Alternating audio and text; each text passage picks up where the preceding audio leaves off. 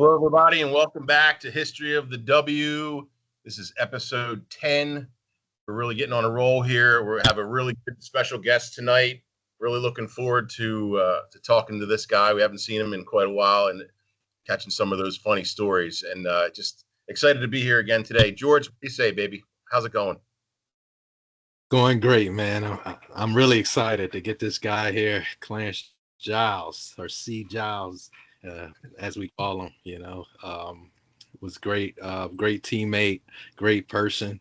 So it's going to be exciting. I can only imagine some of the stories that he has. So hopefully he doesn't hold it back and let it fly a little bit. I heard that. What do you think, dog? Good to see you again, guys. brother. Hey, thanks for having me again. It's great to see George. I love him. I miss him. We got Clarence online here, fellow defensive player. Finally, tired of all the offensive guys on here, and so I'm looking forward to hearing from Clarence and what he's up to. And it was a pleasure playing with him, and he meant a lot to me. So really looking forward to getting into this. Good. I appreciate it, guys. I appreciate you being here on here. And I'm going to give everybody, again, a little rundown about Widener's rich football history, which we will try to capture here on History of the W. Widener football started in 1879, way back in the day. Widener has 634 wins here in the NCAA.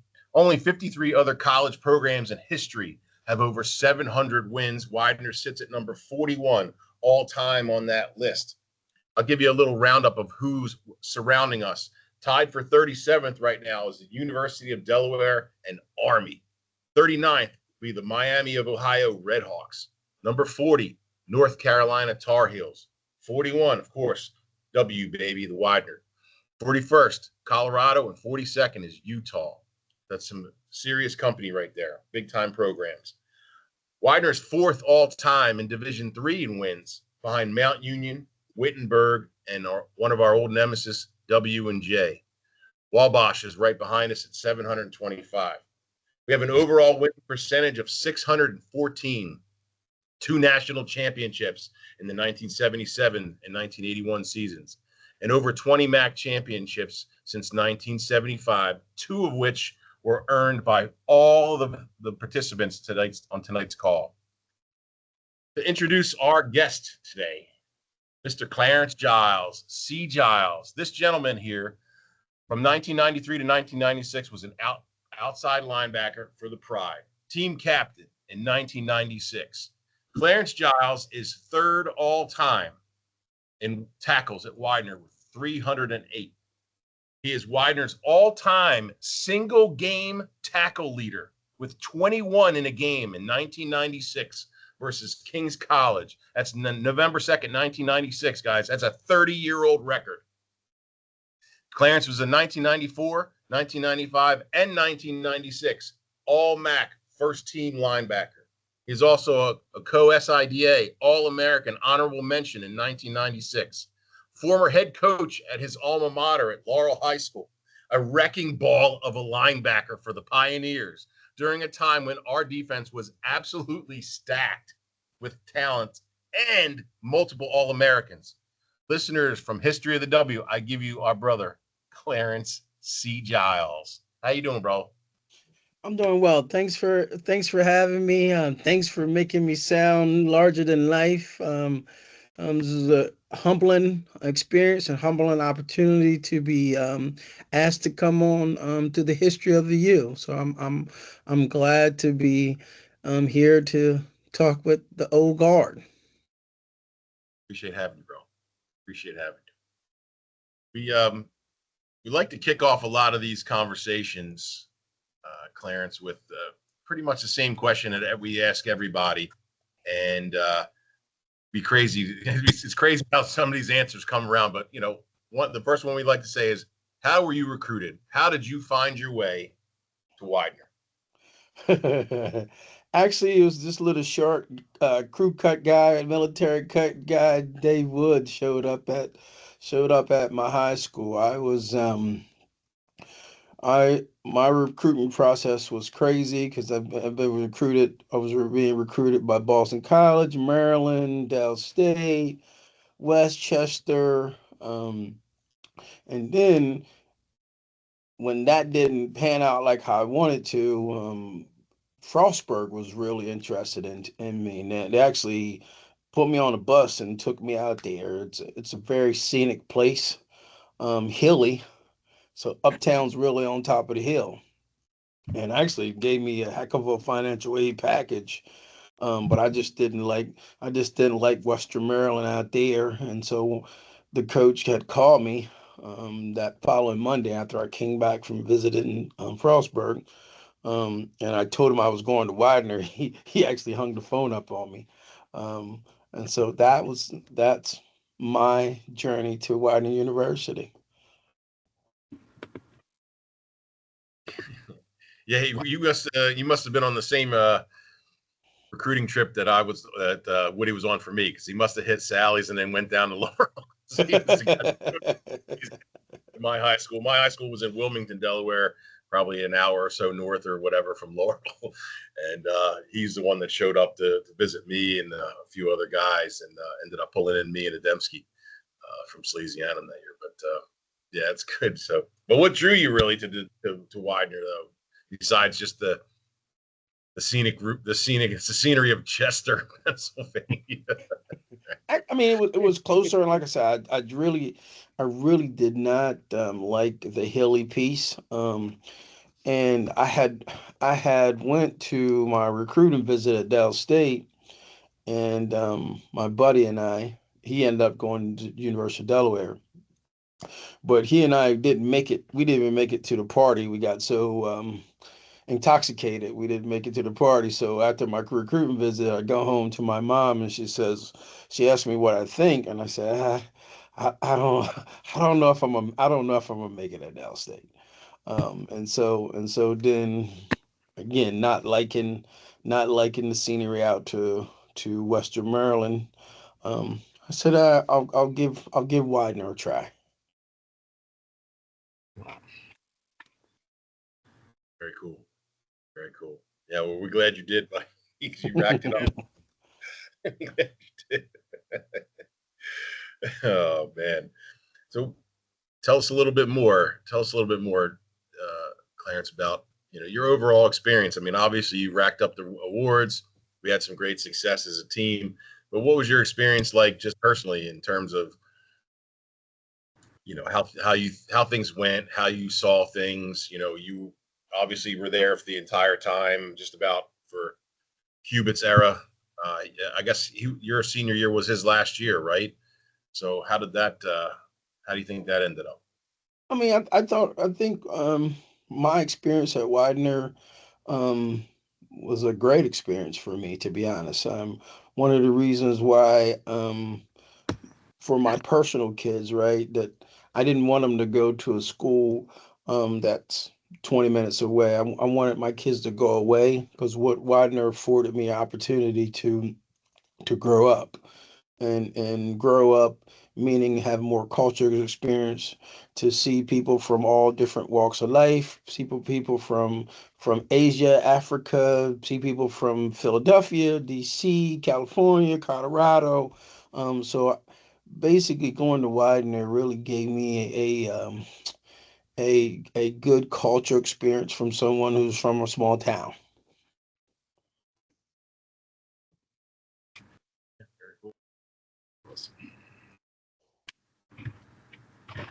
Pete, if you don't mind, jump in. I wanted to go back a little bit. You mentioned some really big schools you were getting, recruited by.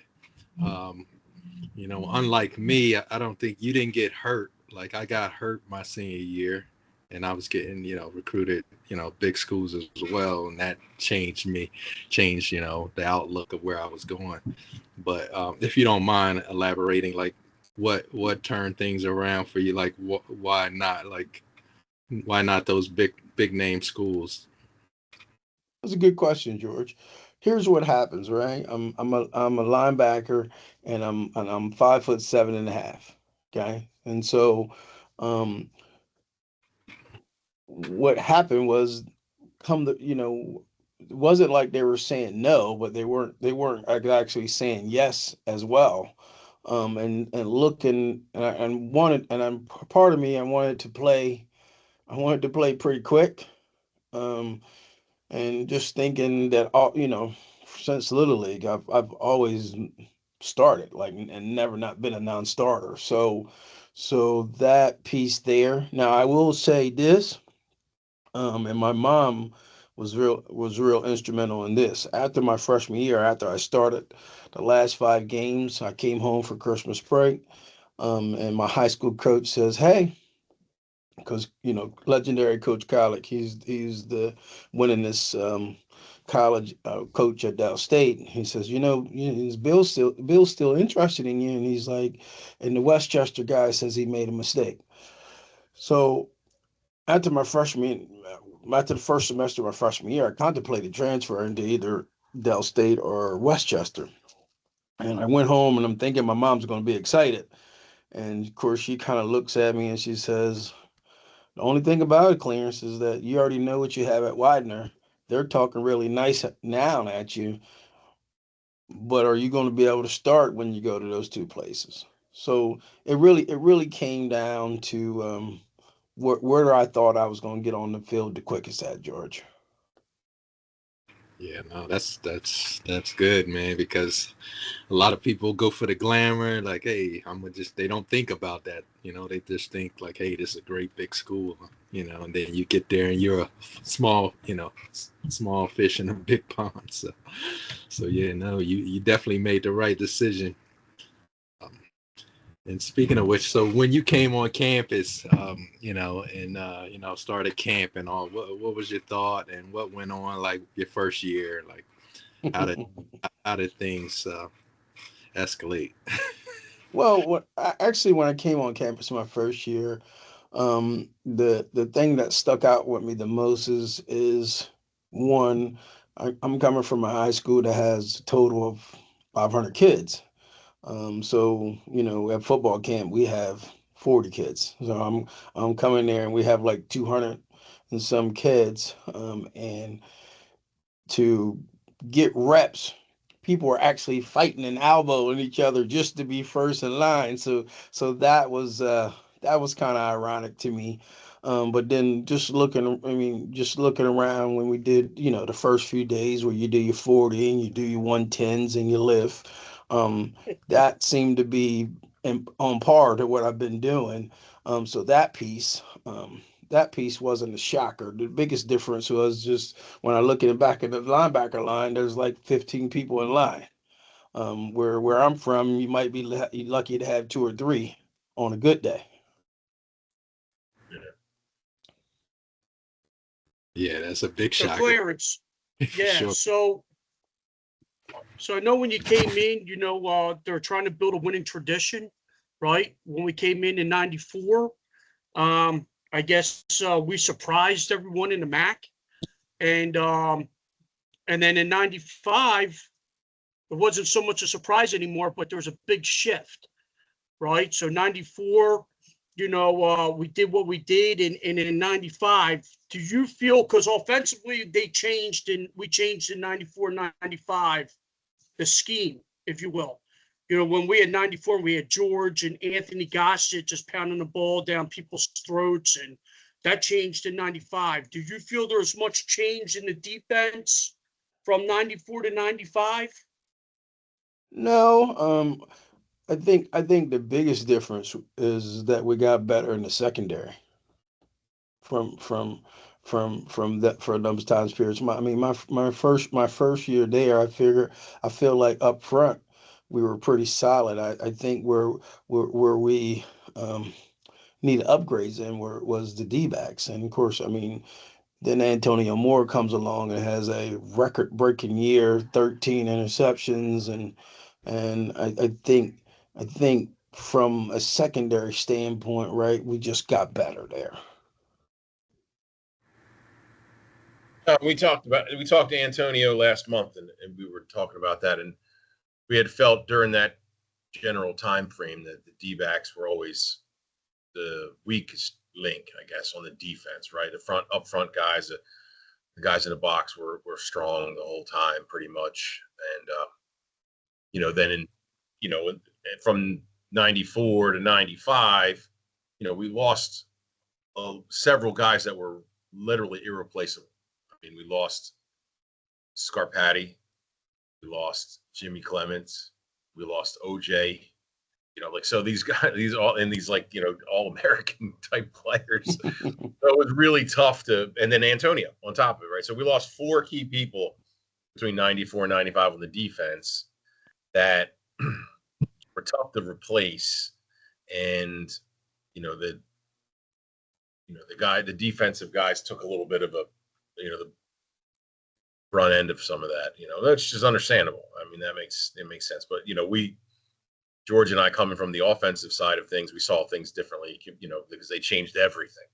And I don't think they changed much on the defense except for some personnel. But the attitude in '95 was a little different from our side than it was in '94. There's something that we've talked about and hashed out with some other guys too. But just curious. And you're the only guy who made it 1 year past in '96. So, we were just curious to see how that worked out, because a big chunk of the team graduated, I guess maybe in '96 in the spring of '96. So just seeing what you felt with your extra year, I guess you could say. Well, my extra year, I mean, let's put it in perspective, right? Remember the first question you asked me. So we have 200 and some people in camp, and Yeah. literally at the end, I think it was 5 of us from start to finish, right? So just in that alone, tells you a whole lot. I think too, I mean, if you think about 94, 95, and 96, but if you mainly 94 and 95, okay, you think about this. On defense and on 3 levels, you have all-American players, Mhm. right? You got all-American on D line, you got all-Americans at linebacker, you have all-American in the defensive backfield. And then 95, you don't have, no, you do, you still do. 95, you just have all Americans on the front line and linebackers, none in D backs, and then my senior year, you go from just linebacker that's all American. So I think the personnel changed, and uh, my senior year we were young. I mean, Billy is the number 2 tackler career. He was a freshman my senior year. So we were starting almost probably like to I wasn't there, but probably similar to what you experienced the year before I came. Bringing in a lot of kids, but you're young and you're talented, right? You're just not seasoned. So I really don't think. I think it's just a natural progression of having talent, being successful. Talent either graduates or don't come back to school, and just trying to replicate that. I think that's what we got into in my senior year is saying, okay, hey, right, and remember, not anything that I'm proud of, but my bunch in '96 was the first bunch that lost at Leslie Quick Stadium, right? You figured if you was on that 90, if you were on that 94, 95 team, right? You never lost at home, right? And we lost a heartbreaker at home to Albright, um, my senior year. And there's a lot of people on that team because they were so young, their naivety, they were so young that it didn't resonate like how it resonated with me because I had been there for 3 years. But that year we had a lot of talented. They were talented. We had a lot of kids from Florida. They were talented, right? But they were their naivety. They weren't. They're 18-year-old and they have the skill. But what's different than when you're 18-year-old have the skill playing against someone who's 21 who's been through the gauntlet. Yeah. Yeah. I mean, that's what ended up happening with most of us. I mean, we by that point we were, the skin was leathered, man. We were, there wasn't much that could be done to us. But that group that you're talking about, for you guys, if you're not, and for those who don't know, like a year or two later, the defense was monstrous. I mean, I think in '98 they had like 72 sacks. Like, so, I mean, that's unheard of. So, it came back around. It cycled around. It wasn't always a situation where they were reloading, but it was close to it. You know what I mean? It was pretty close to it. So it's interesting to hear.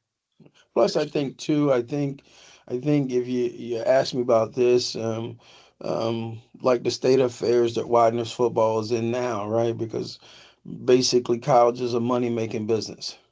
Okay, so now I remember when I was coaching, Coach Wood would come and by my school, but he wouldn't bring his stuff in because he'd say, "Hey, Clarence, if the kids don't have 1,000 on SAT, I can't recruit them."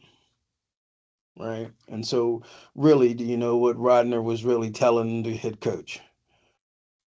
We want you to go out and recruit kids who folks make 100 grand, because Yeah. on average, if you have 1,000 people, kids who have 1,000 SAT typically correlates to their folks making 100 grand. So Widener was no more interested in getting 1 year your tuition. I mean, because you think about me, right, or us, we come in with 200 kids, and in the end, maybe 6, 7 finish, right? So now Widener, I mean, I think it's like 70 grand now. So Widener wants you 280 grand now, not just your 70. So I think that's had a lot to do with where Widener is at right now in football as well. Yeah. So I know I can speak to it, because I'm still pretty close with the program and the coaches and stuff like that. And they're the football is not a priority anymore. Okay, it's not looked at like like it could be an advantage for the university. It is there. I mean, and the coaches are doing a hell of a job for what they're dealing with financially, and the football budget is the same when we were there. Okay, financially that's terrible. So, but the kids that go there, for the most part, they're graduating. They're there for you, for the most. I mean, look, kids are transferring out now. There's a couple kids that got NIL deals this year to transfer to a Division II school or something like that, get a scholarship. That's huge for a lot of people financially, right? But the majority of them are getting nothing. They coach told me 9 kids entered the portal, 2 got out, 7 didn't do anything. They got nothing. So they're staying. But, for the most part, the kids are going there. They're going to school for 4 years to graduate, whatever. That's what you're supposed to do, right? And in the meantime, if we win some football games, I think the school's like great. But there's no like we're winning the fucking national championship, and it doesn't exist there, but from the administration. Period. End of story. Flat out. So they could care less. That's what it is. And you're closer to this too, Clarence, than a lot of people too. But it takes money, and if we're not donating money and the school's not generating money and from it, it's going to stay mediocre. It will. And we're trying to help with things, but it's tough, man. When the schools in the conference and the MAC conference are a third of the price, and their facilities are modernized, and they're getting things and whatever, it's hard to compete with. I mean, but people want to come there because of the tradition and all the other stuff, because none of those other schools have anything. They've done nothing compared to what we've done. But it's still tough to pull them in, and we lose kids to like Westchester and places like that over like $2,500. Like that's it. Like that's the margin of choosing at this point. So it's unfortunate, but that's the reality of it, man. So we're trying to put together an NIL situation, but they just canned the AD the AD recently. He was there for like 26 years. They got rid of him, and they're doing a national search. maybe they'll do some more modern stuff, man. I don't know. I guess we'll see. That's if they don't wipe the slate clean, when they come in. Right? So we'll see. But So since you brought that up, um, what is I know I didn't go this past year. I went 2 years ago, and we were at the student center, and then we transitioned over to Chicago Unos. There was a lot of kids coming over, so I definitely knew. I think either 2 or 3 years was like the biggest class that ever came into our university. So what does that translate into fiduciary wise as a whole? not honestly, they not well. So pandemic and just post-pandemic times, Widener had like record enrollment. And from what I understand, and again, I'm getting this information, secondhand, but a lot of the kids crashed out, failed out, couldn't, whatever, and Widener lost that money. So Widener went from like 2 million in profits, or no, 6 million in profits, something like that. Like they were doing well. They were well in the black. The previous president got them out of debt, fixed a lot of things. They were making money, right? And then last year they were 2 million in debt from all that. Sure. So Okay. they have slashed a lot of things. They've cut a lot of things. They've trimmed a lot of fat. They've done a lot of things to try to get back into the black because of they offered a lot of money to these people and it didn't pan out. They're not paying their tuitions. They're failing out, whatever. So that was the risk. And, it didn't pan. Okay, So gotcha. they're trying to go back to the status quo, I guess, a little bit. And it's tough, man. It's financially, it's not easy to go to Widener. It's expensive. I mean, we've all paid the price there. And it's, like you said, it's like 65, 70 grand, and it's hard to package people up. And like there was a kid that went there last year. It was one of the quarterbacks. I don't know the kid's name. Quinny. It was like, Quinny. It was like his neighbors, something or other, whatever. And this would have been their fourth kid to go to Widener. And the father went to Widener. And they were trying to, get some financial aid help, and they wouldn't give him anything. Like, what do you mean? He got a whole bunch of people from this family going, do something. And they ended up meeting the president and everything. Like, something happened. Something turned around. And the kid ended up going there. But it was like, this should not be a fight. It should not be I put it at level, right? It should be like, oh, wait a minute. Your dad went here? And your sisters and everything? And one of them's still there, too, and everything? Oh, okay. Well, okay, yeah, here you go. Here's $5,000 off. Like, do something, for Christ's sake. It should not be that hard, right? But you always hurt the ones you love. So, like, I don't know, man. It's just, that's the kind of stuff that happens, man. You don't hear, unless you keep talking to people, you don't hear those stories. Right. And, Dave was telling me this, and I'm like, what the fuck, man? Like, just, Yeah. It's a shame, man. It's a business. I mean, they did used to help us out. I remember, if we didn't have the upfront money, I used to, several of us used to go in that separate line, where we can, we can make a you deal. mean to not clear line? You had to be clear. Yeah, that's right. Are you cleared? Are you cleared? You mean you didn't get the sticker on your ID in the bottom right hand corner? Man, I tell you, when you got your sticker, man, you felt like gold, didn't you? People used to creep into, sneak into the cafeteria. But yeah, those were the days, man. They like, yeah, I remember they asking like, yo, what you got? I wouldn't have whatever the plan was. I was like, man, I got a couple hundred. All right, I'll take that. Yeah, whatever you could spare today, right? They're like, yeah, you're gonna follow this plan? Sure, I'm gonna follow every month. I'm gonna pay you $500. No, I'm not following that. You only good for the first month, huh? That's it, man. That's it, baby. But yeah, man, those were the days, man. But tell us something about your first year, like some funny things or some things that happened in camp? Or I know you came in '93, so we were still playing at the old field, right? Yeah. I tell you what, I tell people this story. Sugar Boots, my first college game against Upsala, and he ran it back on punt block. I tell people that all the time, and that was pretty impressive. Who was that Um, again? Keith Dukes, Keith Dukes. Oh yeah, Dukes. It Yeah. was Sugar Boots ran. He ran to for ball game, and I remember because I was on the punt return team, and we were on punt block, and he ran it back for ball game. Yeah. And then a not so good memory my freshman year is when Coach Cupid, when the seniors were chasing him around, he knocked my mom down. That wasn't so funny. Um, the thing I didn't like about my first year was the walk from Schwartz to the middle. Hated it. Whoa. That was like whoa.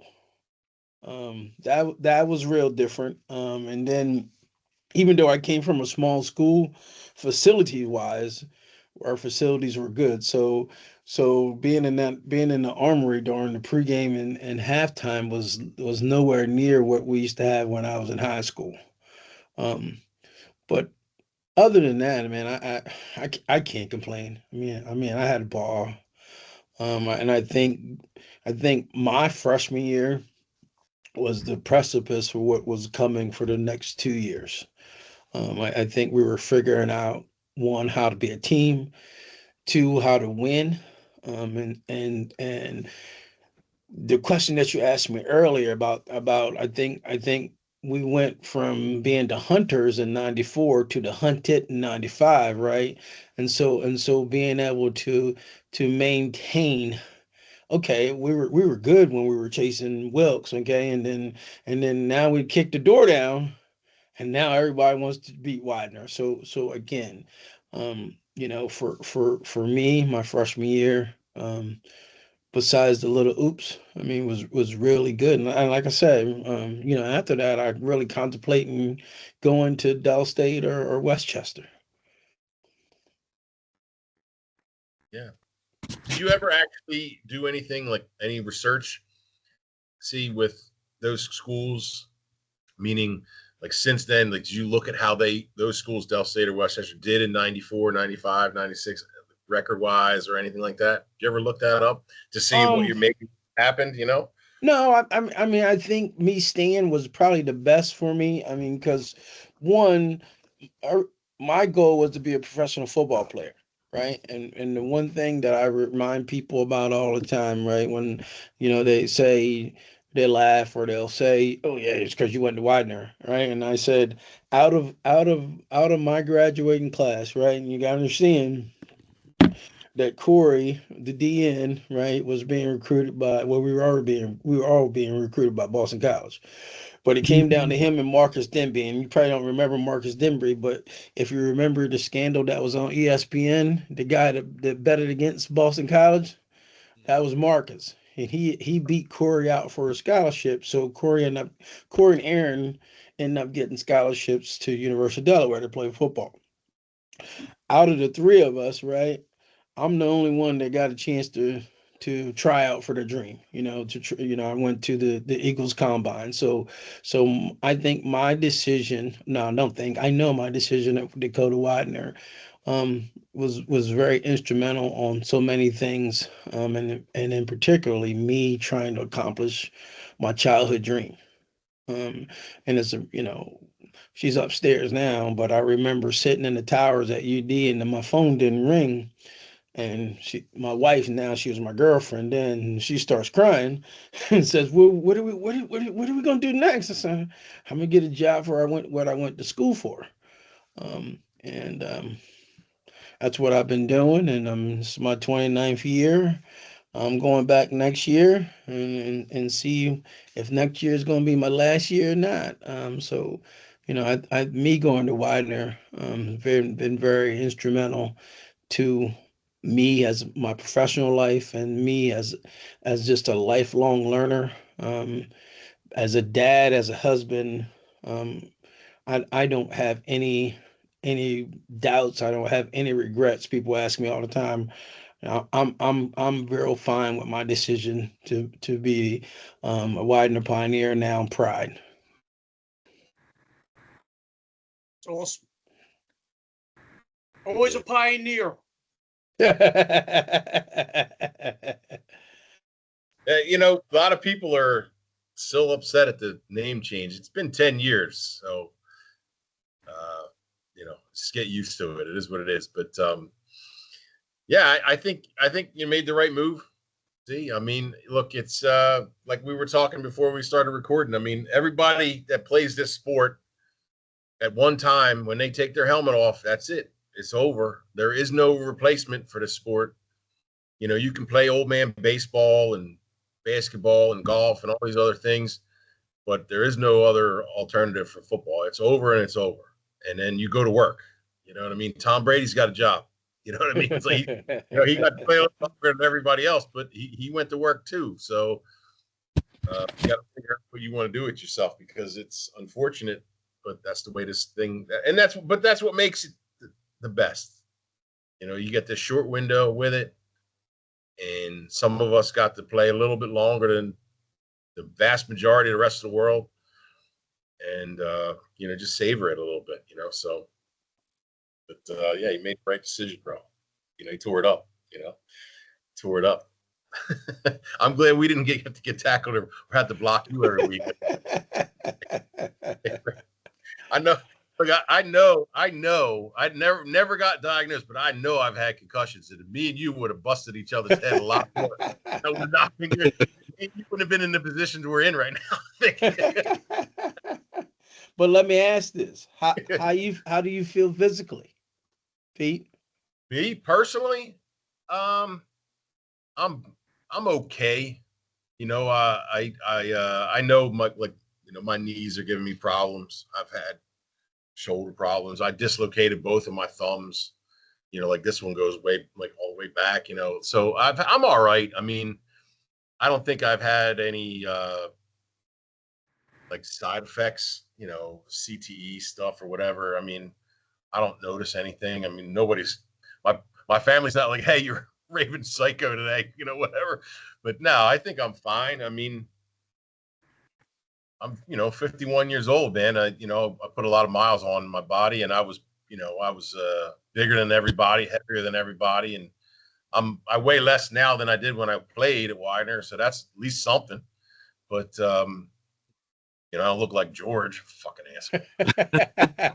But, you know, but like, you know, I mean, I'm all right. I think I'm okay, man. I mean, things, you know, since we don't lift, like, I don't lift like I used to heavy. I still go to the gym, but I don't lift real heavy or anything like that. Like, you know, back when we were playing, see, I was everything hurt all the time, sore all the time, my back and everything like that from squats and stuff like that. And I don't have that kind of problem anymore. I mean, I think I'm probably get a little slow getting up out of bed in the morning, you know, till the blood flows. But otherwise, I think I'm all right.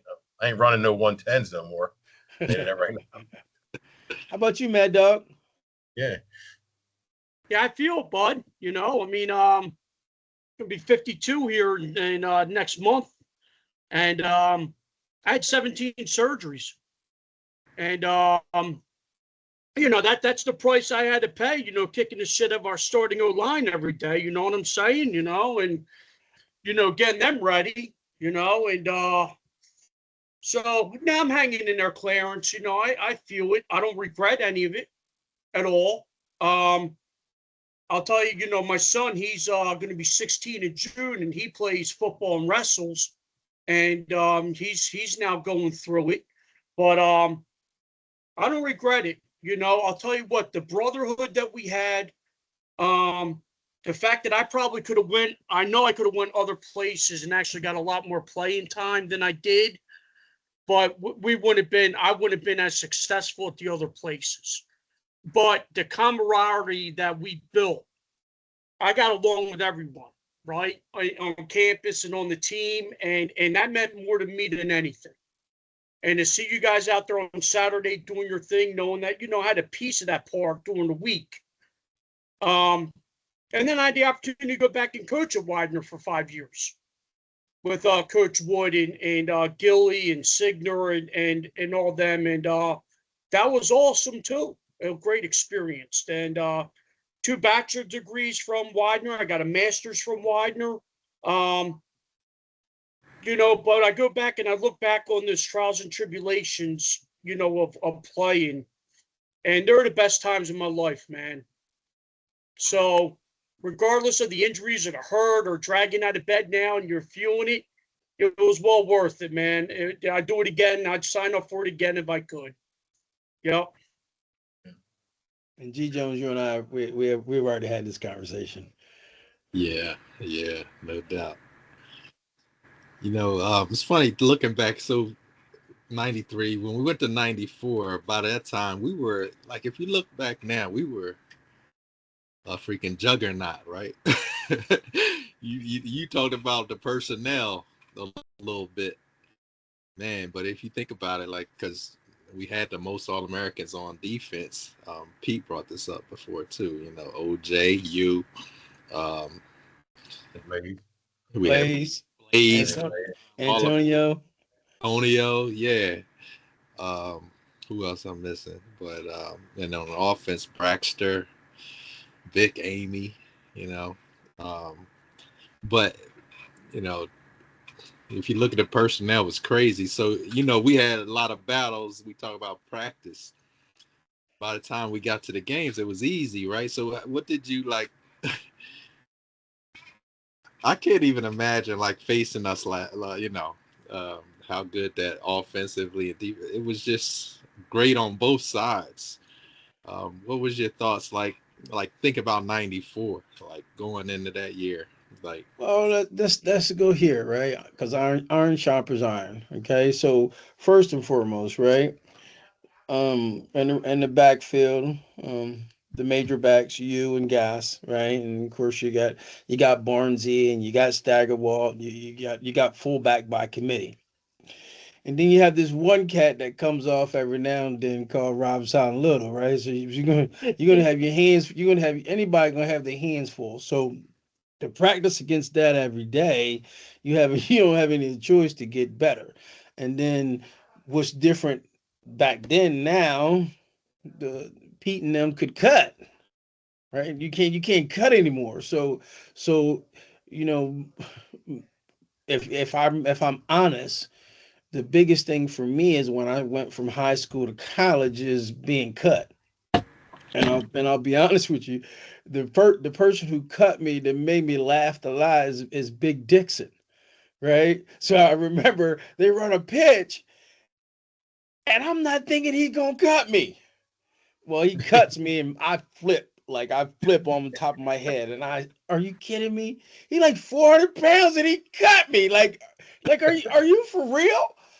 So I would say just in practice, I think especially in '94. I mean, in practice is iron sharpen iron. Like skill wise, we were probably '94 probably the best. I mean, to be honest, I mean, Yeah. probably the best. I mean, I would say the difference between '94 and '95 would have been at the fullback position, because then that's when Edmund Robinson transferred from Syracuse to Widener. But on the outside, I mean, pretty much was pretty tough. I mean, and the good thing is that I'm friends with you and Gas, and so we have our understanding that you're not gonna dump me on my head. I'm not, we don't make each other look bad, but we make each other work. So I think that friendship that I had with the running backs, made it be good because we have a friendship, but also I knew that if George Jones catches on the option, if he catches toss, I better get to the corner before he gets there, because if he turns the corner, no one's going to catch him. Gosh, you gotta know that he's gonna give you the 1-2 and spin, right? And Robson could do it all. You know what I mean? Rob could do it all. So practice is, we're just making everyone better. I'll tell you what, to go along with that a little bit and maybe add a few things from my perspective, from from the offensive line perspective. See, I never thought that the five of us, whoever was up front, were like this intimidating group of guys, this road graders, these guys coming out with their arms, jacked out. We were not really that big. We were not super big, muscular guys or whatever, right? But some of these guys we were playing against, they were gigantic. They were huge. You could tell they were gym guys. They were whatever. And I never were like this, again, super intimidating looking guys. But I never felt intimidated by any of these guys. I thought we were so much more skilled. And we actually were probably, I don't know if there's any way to put metrics to it, but I think that of the five of us, whoever was starting, especially in 94 or 95, were probably the fastest offensive line in the MAC by far. I think we were fast everybody. I think we were speedy. I think we were still big guys. I mean, by 95, I was like 290, which was pretty big at that point. But still running a 5 flat 40, 5 flat 40 at 290. I mean, some of these other guys were pretty quick too. So I think that, I think that was maybe a little bit to our advantage. Some of these guys came in thinking they must not be that good, and we would beat the living shit out of them and just technique the crap out of them. And I think that was a big part of it too. And then because we only needed to hold a guy for a second, and then it was, we were very talented, but these guys made things easy, real easy. So it was nice to see. But I looking across from you guys, especially if we were doing ones versus ones and 2-minute drills and things like that, it was like, oh shit, man, we're in for it today. Here, what I would say, I'm in my office right now, and every now and then I come down here, and they're a little grainy. But I was looking at the W&J game the other day. Okay, and you're right, Pete. If you just the eye test, you see their offensive line and our defensive line, or our offensive line, they look massive. Yeah. However, in that game, there was moments where we dominated up front. Oh yeah, yeah. Right. It was a unit. It was a real unit of guys. And so if I think back, right, if I get the interception, and then George Jones has the big run down there, and stagger walk punches it in. You know we're winning, right? Yeah. Right. Mm-hmm. We're winning. And we make a couple mistakes, and it kind of gets out of our hand. But I mean, when I look at that game film to go along to what you're saying, but there was times where the optical little guys, they were winning, and meaning pushing the transfers from Pitt around. I think again, before I got there, and then that 92 and 93 year, I think really toughen you guys up, right? And of course, and then I come along, right? And then all of a sudden, because I remember when Ryan Austin shot us up. You probably don't remember that, do you? George remembers that, right? The guy that shot us. The guy that shot us up from Wilkes. You remember he burnt us and he shot us up, right? Moore mentioned that on our and I can tell you, from the defensive side of the ball, my sophomore year, right? That was on our mind a lot. And I was watching that game. And you remember when Antonio got the pick for a touchdown, right? And it's so funny, right? Because Antonio, he all week long he kept saying, "I'm gonna intercept that." And yeah, right. Well, they come out, and if you pause it, they come out lined up in the formation. I look at him, Like I point to him, right? And he picks it, and I'm like, shit, he really did that. He really picked it, right? And when that happened, it was over, right? It was over. We beat the bully, right? And so then from there on out, I mean, from there on out, I think that just was the precipices, and that's what I'm saying. We went from being the hunter, then the following year we're the hunted. Mhm. And so trying to maintain that, um, I think that was a challenge for us. Yeah. And this school, the football team at Widener always had that for all through the 70s and 80s. Like if you talk to older alumni that were recruited elsewhere and they would go visit places, they'd go to Susquehanna or places, Albright, whatever.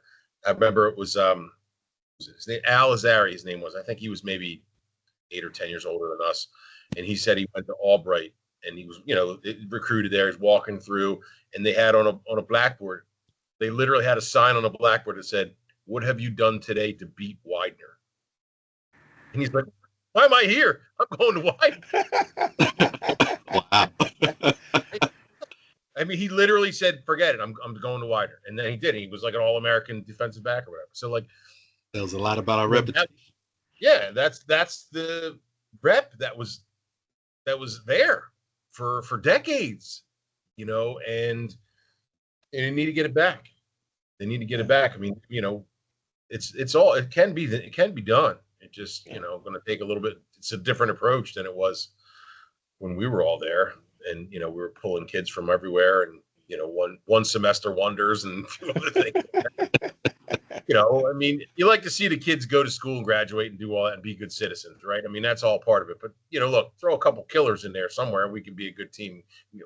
I think for the most part, most alumni would be happy with 8-2 every year, right? Like, be okay. Like, maybe squeeze a playoff run out of it or something occasionally. But I don't know. We'll see. But I mean, these teams that we're talking about, we've mentioned it in the past, some other episodes. If you had a chance to watch any of them, see, but the '94 team is probably top 10 all time Widener history.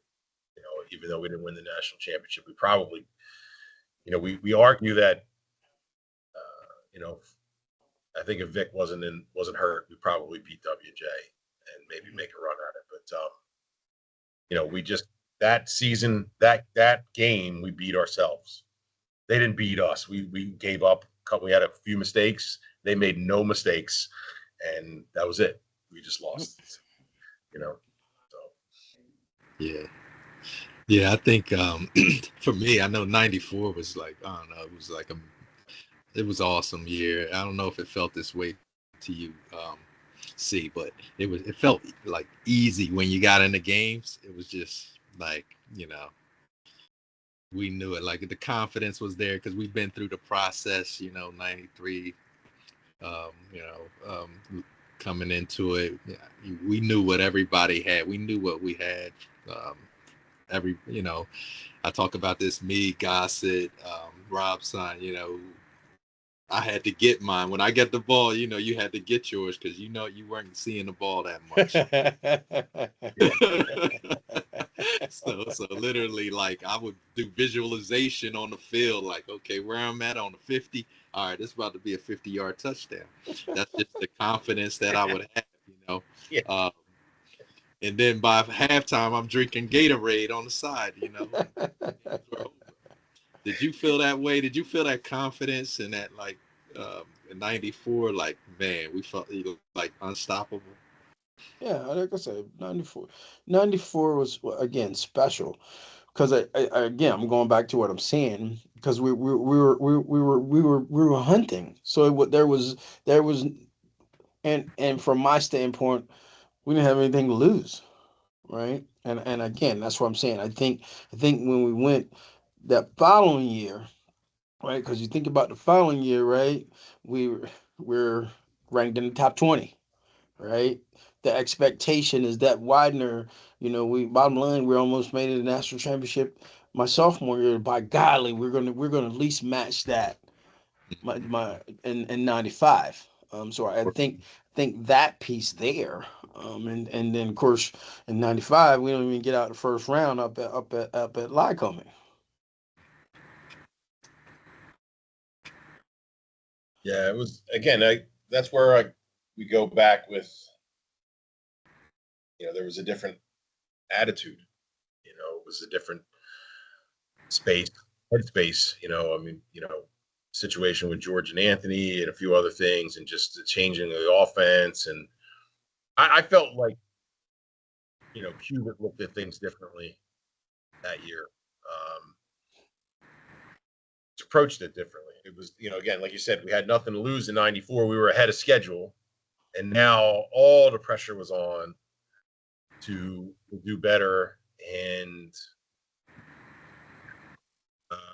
that first loss we had at FDU was a tough one. Guys were fighting in the locker room after and all that shit. And it just, I don't remember. Do you remember? See, was that the game where we were late and we only had a few minutes to warm up? Yeah, we were late. That's what I thought. I know in '93 we went up there. Remember, that was the big rainy game. We got our asses whooped up there. I think we were just Vic Mangata had a field day on us that year. Yeah, Good gracious. But we had issues getting up there both times. But the '95 was, they gave us like 10 minutes to warm up, and that was it. We had to go, and we still should have won the game. Just I don't know what happened. That was a year, we didn't have Scarpati and we didn't have Antonio and whatever, and the D-backs were just not the same, and they torched us, and I remember, like I said, I've seen guys were fighting in the locker room at the end of the game. I know what happened offensively, but Yeah, you know what. But and I'm not gonna pick up for any of it, George, but we still put up 35 points. Like, we should have won the game. We should have won the game. Whatever mistakes were made, I have never rewatched the game, so I don't know. I'm not going to speak on it. I probably should rewatch it to see what happened, but I have it on tape, but I can tell you this, right? Bring myself to watch it. I could never bring myself to watch Lycoming. I can tell you this: we didn't get it done on our end. Let's be real, right? We scored 30 points, we ought to win. Yeah, and I remember that's exactly what I said. And I don't remember who was fighting. I know there was a bunch of guys were fighting with the D-backs and whatever. And I remember jumping up and screaming at everybody, "You motherfuckers!" I said, "Where was all this energy still last 60 fucking minutes? You want to fight now?" And I said, "We didn't score enough points. Shut the fuck up." I just turned around and walked away, and I didn't hear any. No one. They might have rumbled or whatever, but nobody said anything. But it's the truth. What are you going to do now? You're going to fight now? You're going to fight now after the fucking game, right? Where were you all week practicing and everything else? So that's what it is. But Pete, this is what I'm saying. Just think about that, right? Because we went from being the hunters to the hunted, right? And so now, bottom line here is we're expected to win, and we lose a game that we're expected to win, and see how we react. Yeah. Right, and then that's week one, right? And if I remember it correct, I think we were ranked in week two, but so I think we were ranked in the top 15. Yeah. Yeah. Well, after that game, in my whole college career, I felt the worst ever because, that's when I realized that he totally was changing. Cubitt totally changed the offense. Up to that point, the wing tee was the main offense. So he put the wing tee on the back burner. So it was me and Gossett, unfortunately, two guys that ran for over 900 yards, two guys that were all conference. You put us on the sideline. So that, I think we had maybe 10 carries between both of us that game, maybe. And that after that game, me and Gossett was just, we were livid. I was probably more livid than him. I remember even, you know me, I don't curse or anything. I was cursing on the bus right in front of the coach, and coach didn't say nothing, man. But yeah, it's just like I just felt way too talented to be on the bench, and that really hurt. And then we lost too, so it was just like, come on, we were not supposed to, like, that year, you know, coming in, I felt like nobody could touch us. Nobody should have been able to touch us. You know, we were unstoppable. It should have been similar to, even though we were being hunted, the talent we had, man, was just crazy. So, you know, yeah, I was really hurt, and that led to, you know, later me going on defense. You remember that? Yeah, I remember that. I remember that. I definitely remember that. Um, but what I'm gonna say, right? And of course, you guys are offensive guys, right? But bottom line here is, you put up 30 points, we ought to win, right? We ought to win. But here's what I'm gonna say: you put up 30 points, but we gave up like 500 yards worth of offense. That's a disaster. That's like the Cowboys. Yeah. Yeah, that's a lot. Oh, you're right. I mean, like at that point, like you said, you know, see the what was the attitude like? You know, what was it? You know, we didn't win, so you can't go back into the locker room and start flaming everybody. It's over. And it's gone. It's done. It's done. You know, like, and that was, I could tell at that point, it was like things were not the same. It was sour, and it kept snowballing. You know, you know, the situation with George and Anthony, then like Edmund just off the team, and like it just was like like worse and worse. And you know, now it seems like we're stitching things together, band-aid in certain situations, and it was, you know, we still like are about to make a run. Like, you know, it was, and that's just a testament of how talented the team really was. You know, and it was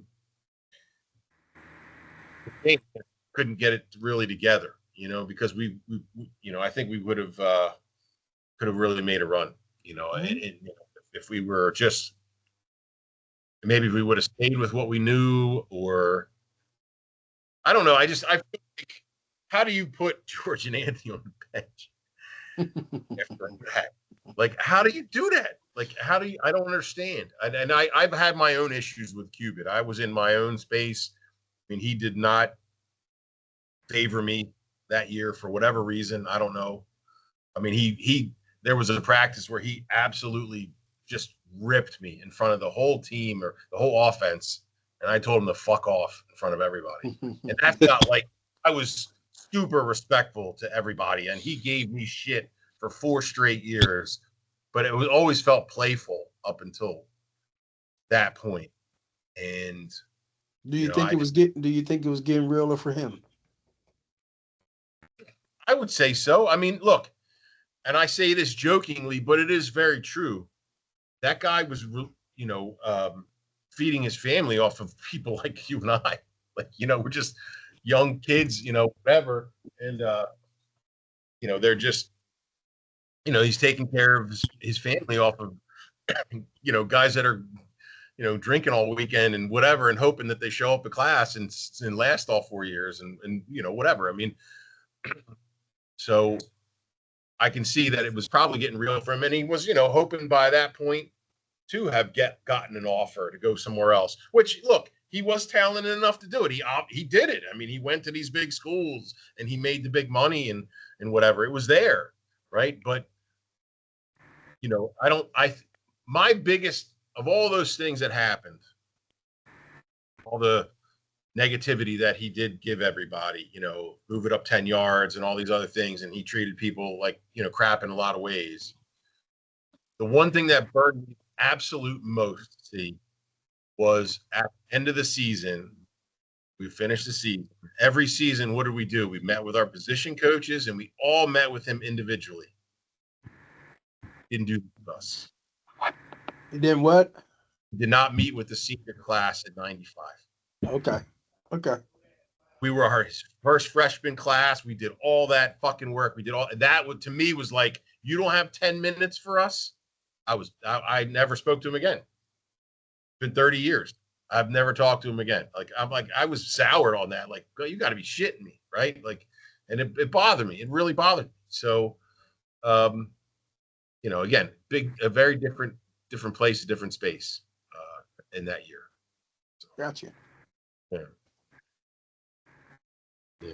Oh, Did you feel any of that, Clarence? Like, I mean, did you feel from 94's vibe as the team, as the coaches, if you will, to 95, did you feel any of that tension at all? Like what Pete and George were saying that was going on with the offense, or with Coach Cubitt, or did the defense feel that at all? Not from my standpoint, and here's why, right? Because I had the luxury of having Coach Juan, and so Coach Juan was even keel every day, right?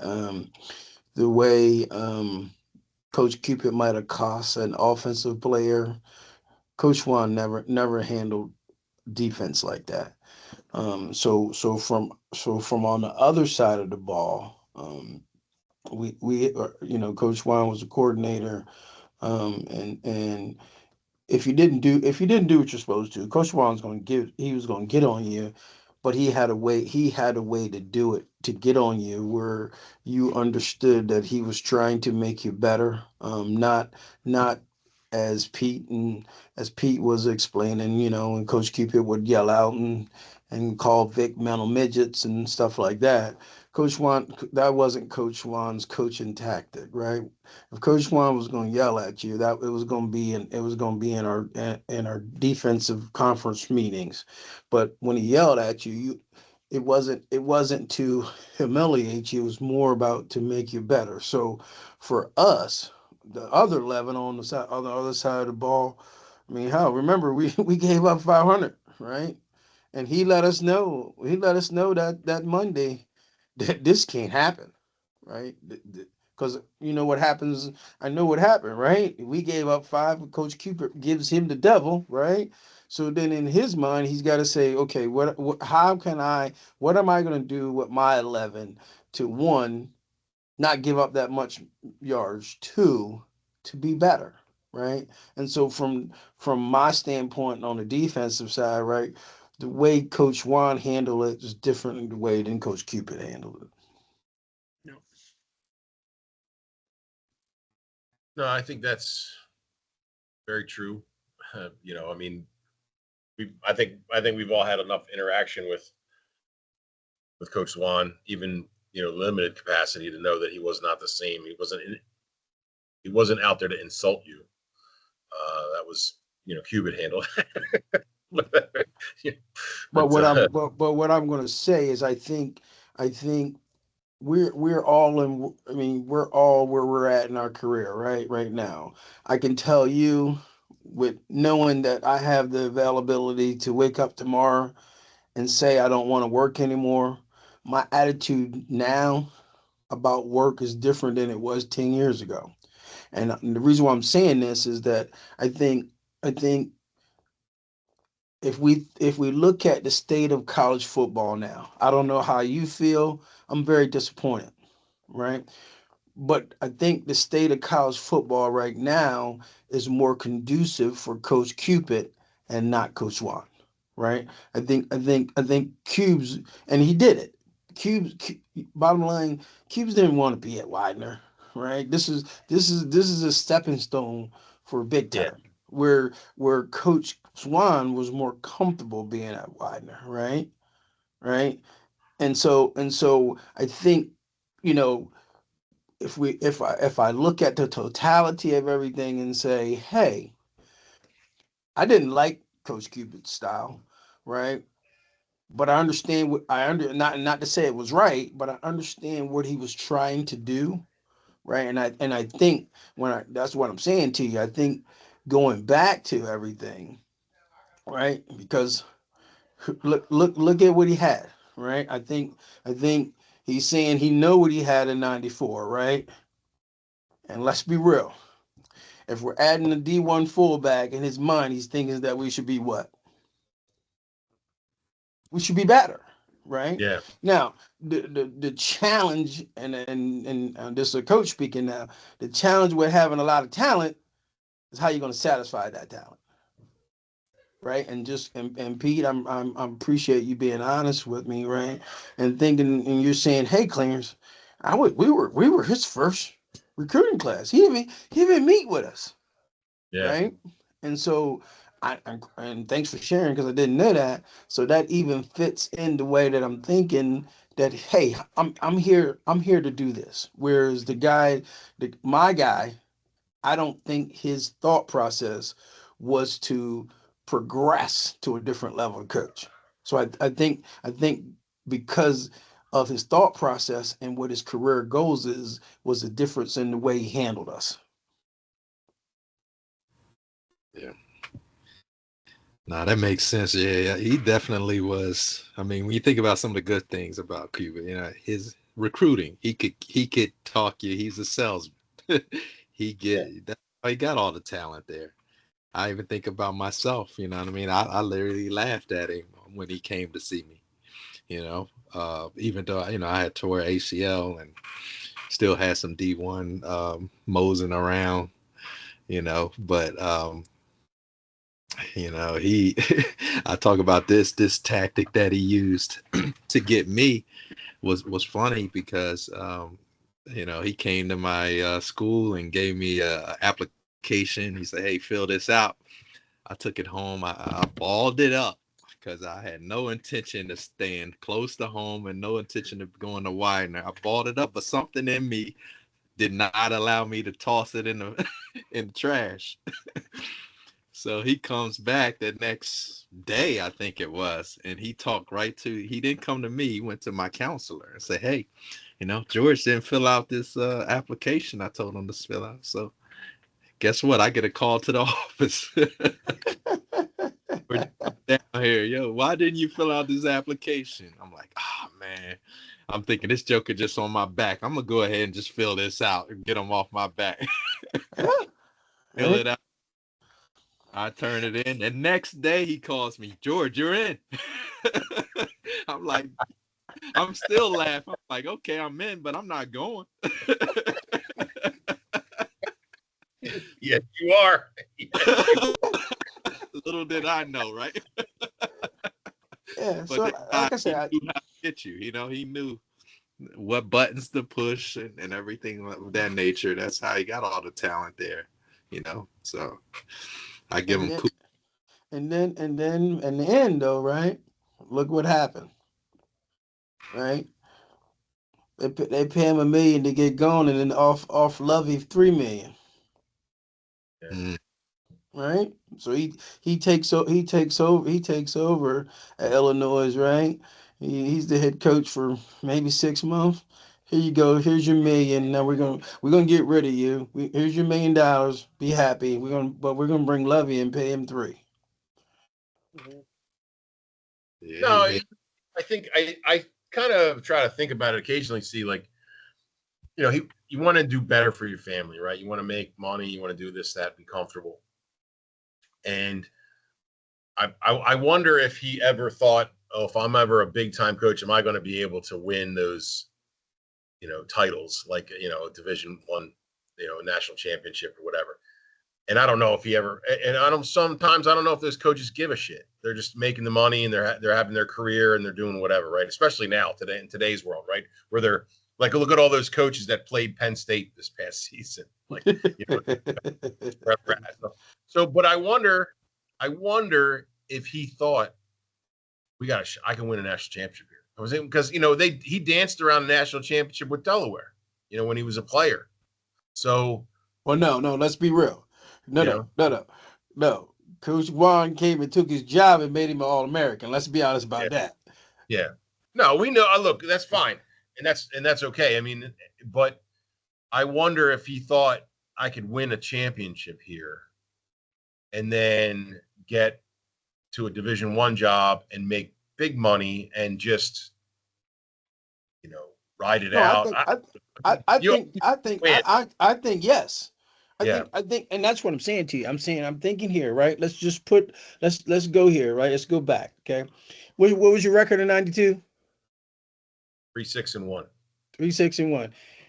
Then in 93, what were we? 7-3, 6-4? We ended up being 6-4, but we started out 5-1. Right. Okay. Then we're on doorstep of national championship his third year, right? Okay. And I think, that's what I'm saying. I think we go up to FDU and lose, and all of a sudden it's not as sweet as what I thought it was gonna be. Yeah. Right. And then two, right? Because if my memory serves me correct, because you got Antonio and Vic was up for the Division III Heisman. Okay, and then wasn't he up for Coach of the Year that year too? I believe so. Right. So I think in his mind he like, I'm ready to go. I'm ready to go. Right. And then when we didn't repeat we weren't able to replicate what we did in 95 and that we did in 94. Again, I'm not making any excuses for him. But I think that's why I ask you, do you think that he was getting some pressure as well? Why not? Why wouldn't he? Yeah. I mean, he might have been talking about offers. He might have been talking to, chances to go somewhere, but they might not have been, where he ultimately wanted to end up or what. I mean, we all know he wanted the Delaware job, right? So maybe it was an offer to, I mean, who knows after 94 or what? I mean, who knows, right? I mean, we don't know. I mean, when we haven't had him on here, I would have him on here despite all my feelings, how I feel. Yeah, we're gonna have him on. We're gonna get him. I mean, look, I'll do it. I'll talk to him and I'll tell him straight up. But when I was a kid, when I was an immature idiot kid, I couldn't do that. But I'll take care of it now. But it's a different story. But I can't imagine he wasn't getting opportunities to talk to and at least interview and things like that, and then to say, well, look, I'll hang on one more year, see if I can win a national championship and go. And then if I win the national championship, holy shit, what am I going to get then? Right. So, it still means a lot to people. I mean, it's funny how many people I talk to that don't realize how big it is, how big football, Division III football really is, and how important it is. But it could because solidified him. Not that it didn't. He solidified himself. He figured it out. But I'm sure there was pressure all around. I highly doubt there was pressure from Widener's administration, but I'm sure there was self-pointed pressure and maybe there was some recruiting going on and things like that. So we'll see. But I don't know, man. At the end of the day, the Delaware job went to Casey Keeler. And if you remember, Casey was at Rowan, and Rowan went to the Stag Bowl a couple of times. But when Cuban left Widener, he went to Rutgers. And he was a quarterback's coach at Rutgers. But then he went to Western Michigan, and he turned that program around. Yeah. He was there about 8 years at Western Michigan. When I was coaching in Union High School, he recruited some of our kids. So I had good conversation with Bill then at Western Michigan. Got him to a couple of bowl games and won some bowl games. Then he ended up at Illinois, right? Offensive coordinator. And then he was the interim head coach for the remainder of that season. And then they hired him to be the head coach. And then shortly after, the AD got fired. The new AD came in like the day later and ended up firing Cubitt and then hiring Lovie Smith. So, at the end of the day, you know what? If it wasn't for Cubitt, we probably wouldn't have got the opportunity we did, right? Going to Widener and getting our degrees and doing what we did. And I guess we used him as much as he used us, right? We needed college. We had a good career. We got our degrees. He won. He got off to Division I. He had a pretty good career after he left us. Zwanner came on, became the head coach of Widener, had a great career as a head coach of Widener, and then off to Westchester, and he did what he did. I think it's been successful all around for all of us at the end of the day. Oh, yeah. Absolutely, dog.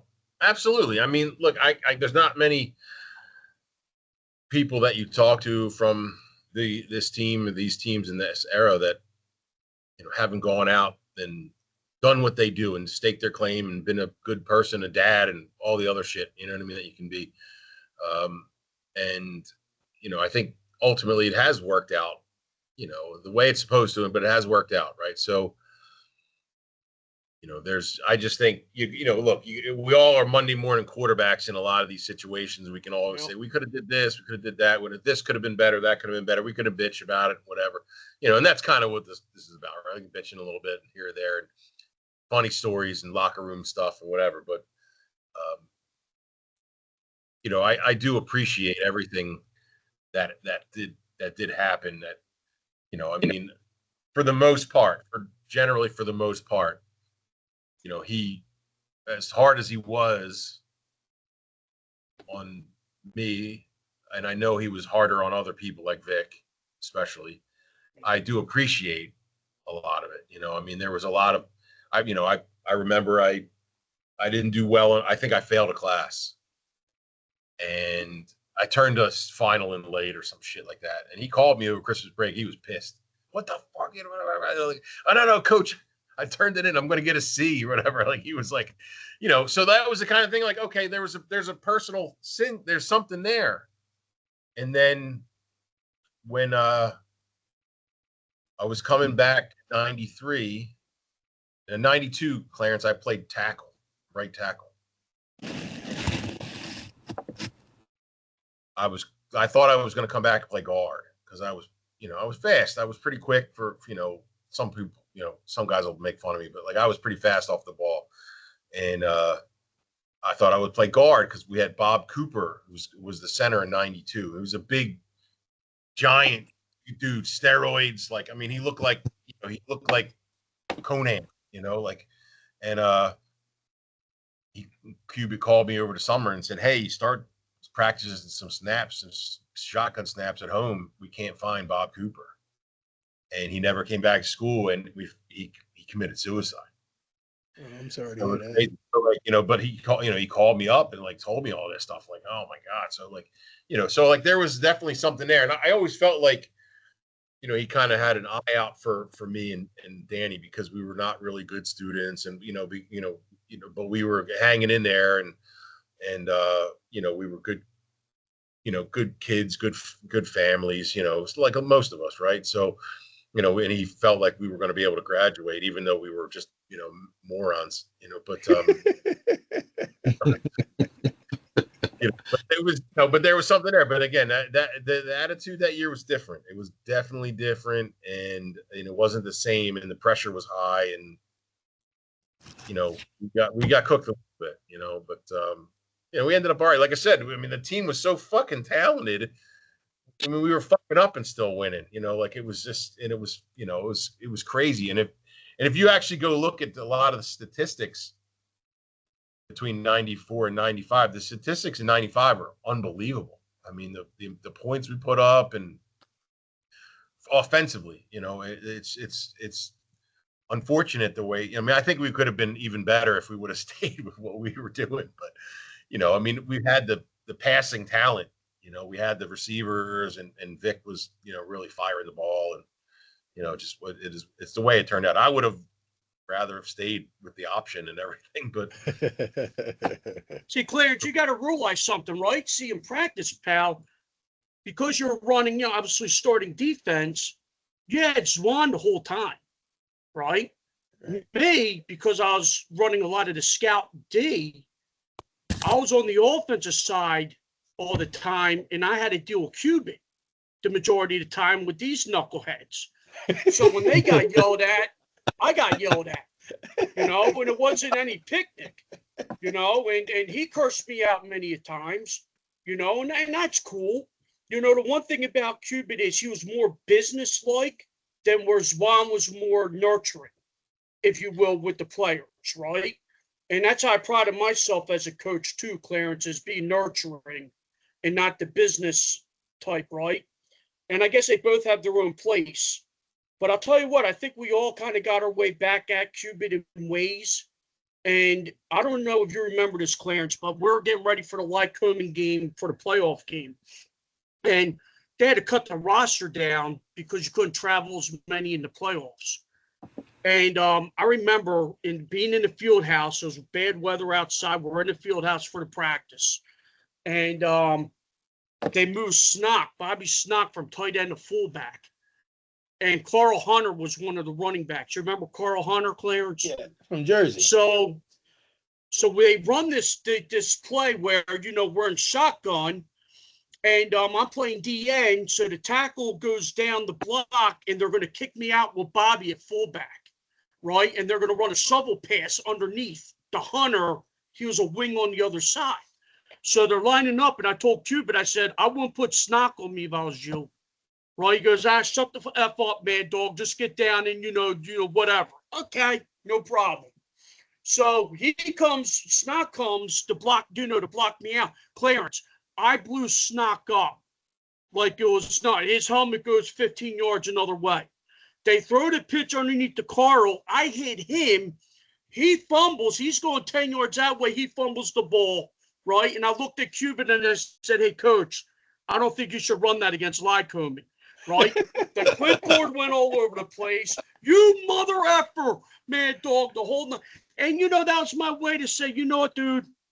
I gave you everything I had. Every practice, I gave you everything.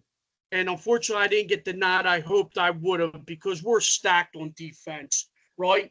But you maybe not had to deal with him as much as I guess some of us did because you were down there with Zwaner and whatnot. And it was tough, man. It was tough, working on that realm with these guys with that. So, but it was good, man. It was good times. I miss Dougie McLaughlin. Remember him, Clarence? Yes, a fullback, Dougie. Yeah, just to speak about him quickly, his daughter just turned 30. Oh, yeah. Wow, 30. Yeah, him and his wife had a baby when they were graduating. That's right. Good gracious. That's right. Yeah, right out of college. Yeah, I remember all that nonsense with Dougie and his girlfriend. It was. I saw that. I was like, oh my God. Oh my God. Yep. 30 years old. Holy mackerel, man. They're good times, man. Yeah, for sure, man. Absolutely. Absolutely. What else, man? I mean, any other good stories you see, the locker room stories, bus stories, anything you'd like to bring back up, man? Anything that would take lunchroom, man? We always have something. No, you guys. it would be George Jones. What's the liquor store on Amos Road? What was it called? Yeah, I forget. It was Here's the big beer store or liquor store. Wow, I'm sorry. Probably a liquor store. But they had what we used to call liquid crack, right? And I told him, I said, don't drink that. Don't drink that. So him and Gossett, they drank it, right? and of course they get drunk, right? And George Jones is in the mirror doing the tipsy roll. And so he's knocked out. So Goss jumps on the other bed and gives him 4. He did not even move. No, we used to have a ball. We used to have a ball, man. Yeah, from what I heard, that you guys were taking turns giving me forearms. I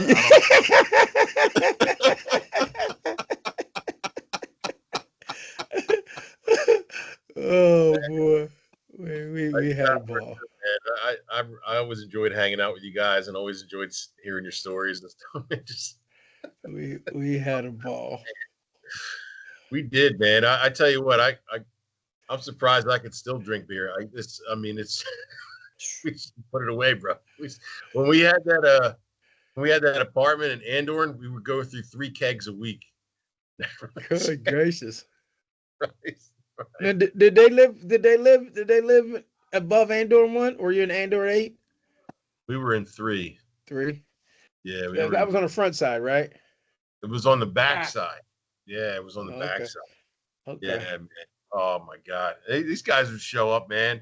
Dog, I got a picture of dog dancing on the coffee table, and then we were there one day. It was just me and Danny and our roommate Craig. He played lacrosse, and we're literally like the three of us watching TV, like like a bunch of old people, and we hear a knock on the door. What the fuck's that door? They open the door. It's George and Anthony. Like, what are you guys doing? They're like, hey, you guys want to get drunk? Like, come on in. Matter of fact, I do. Thank you for asking. So no, that's we had a ball, man. Like I say, people ask me all the time, about my decision to go to Widener. I said I don't have any regrets. I really don't. I've been very blessed. Both of both of my kids applied there. They got in, they got the scholarship. It's just like anybody else, right? It just comes down to money. $70,000, even with both of them getting the presidential scholarship, is just wow. So, but I don't, if I had to do it all over again, I'd make the same choice. What about you, George? If you had What to do it all over again. Yeah, I mean, definitely. You think about all the people, I think your teammates, that we met, and the people that I still interact with today. Yeah, it was, and then the experiences that we went through, man, it was fun. It was good, man. It was fun. I came in a little bit different, injured and whatnot, but with that torn ACL, having to play with that big old brace on. That changed a lot, but yeah, I wouldn't change it. And I just think about the people, and then we had fun winning too. We won, and be able to see, my first year, we only won 3 games, Pete. 3 games. We were 3-6-1, I believe. Yeah. And then who'd you tie? Who did we tie? Was it King? No. We beat Del Val, right? Or no? Or did we? I forget who we tied. Beat Moravian. We beat Del Val. We lost to Lycoming. We lost to W&J. Albright. We beat Albright. So those are the 3 teams. I can't remember. We beat. I don't know. I'd have to look it up. But yeah, I remember. I mean, there was 2 or 3 games where we were in it, and then we just lost. Maybe we tied. Did we tie Juniata maybe or something? I don't know, man. I can't remember. But I know we beat Moravian. I know we beat Albright and Del Val. But maybe it was Juniata or something. I don't remember. Sorry, but yeah, it was just good, man. Yeah, but what was cool was, right, I know you remember this too, see how we went from, once we crossed over from 93 to 94, like the difference, like when we had the better buses, TVs, then the lunches and stuff they gave us. We got McDonald's, we had them dry sandwiches.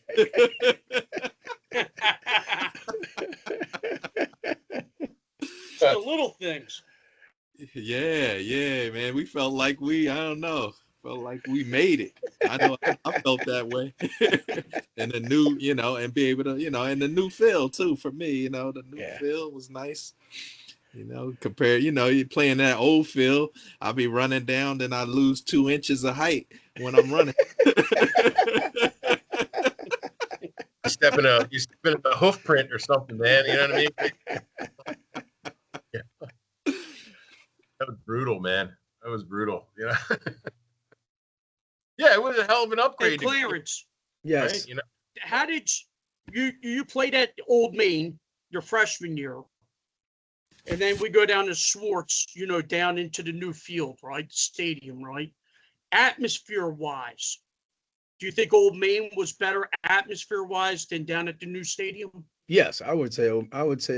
I, I the Swartz or Leslie Quick was a better facility, but I think being in the middle, being in the middle of campus, that was special. So Yeah. I think the atmosphere at Old Main would be better. Now, of course, anywhere we go, you got Jimmy Clemens' mom and go Widener go. But I mean, just think about the atmosphere. It would have been the main campus. Oh, and by the way, I So just that would pulled have up been a record. We actually tied Wilkes that year. As works, okay. 14-14 at home. Where did you play Lycoming at home or out in Pittsburgh? In '92, we played them at home. Oh, okay. We went up there in '95. Yeah. We didn't play them in '92. Were they pretty good in '92 as well? Yeah, better than us. They beat us 28-16. yeah, And, they were good. I think earlier in the '90s they were playoff. Yeah, no, contender. I knew that. I knew they were. I mean, like in the early '90s, they were pretty good. Yeah. 'Cause I think they lost in the championship game one time in the early '90s. Yeah, that year they had a really, if I recall, they had a really good running back. His name was Phil Marion, and he was Sally's guy. Oh, okay, gotcha. Yeah, so and then I mean that was a game we were in, but they just beat us. We just were. I mean, we had like, out of 22 positions, like 13 of them were freshmen. Just like it was that heavy, with freshmen that year, and Now, it was like funny because I started as a freshman. I started 8 games, and I played the other 2, and then I thought by maybe like mid-season, like I'm like, man, I'm feeling pretty good about myself.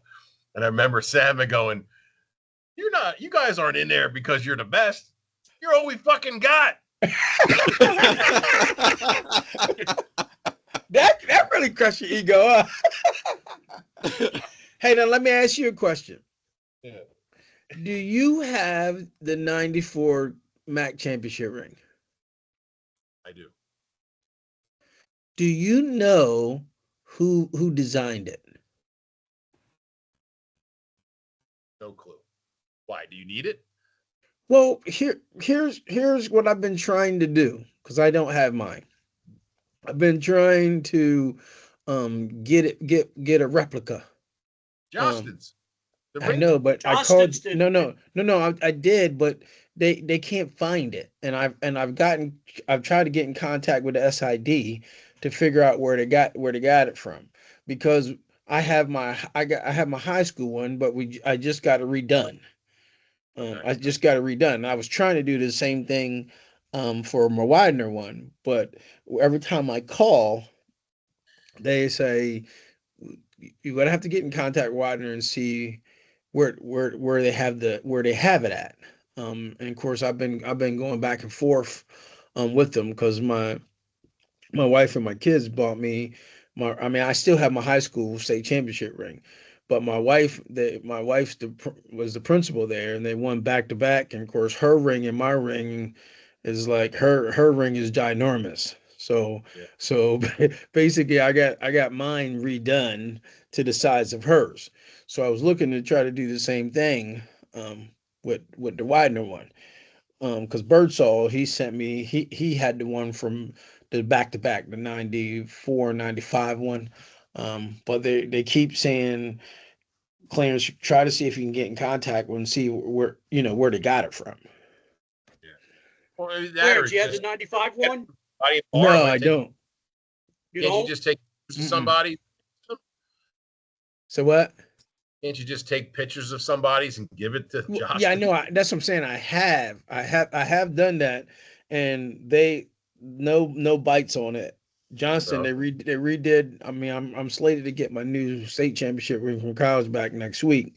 Because my kids got that. My kids and my wife got it for me for my birthday. Um, but when I sent them the one for Widener, they give me the go around. So I was just wondering if you can. Do you think you think it was somebody what? else, Max Yeah, Johnston's. yeah. You I'd think have it was some? to look at it. I mean, they always had their logo on them all. I'm pretty sure, right? Like, I don't know if you guys. I don't know. I'd have You to know, look the at it. big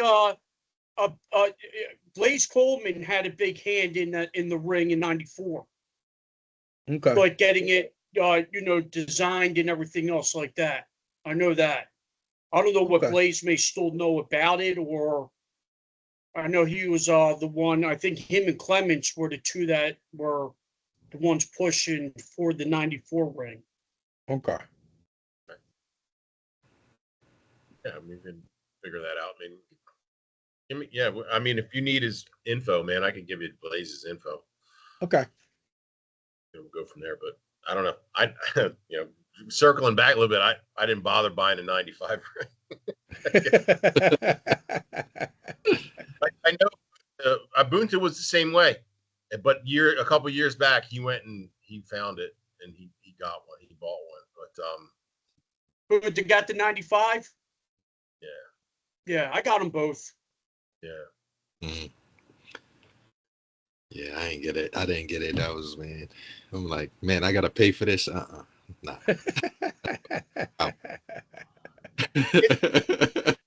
Ring, George, the '90 ring is obnoxious. I mean, it's like it's unwearable, and between the four of us, it doesn't even fit me anymore. I'm not, like I can't.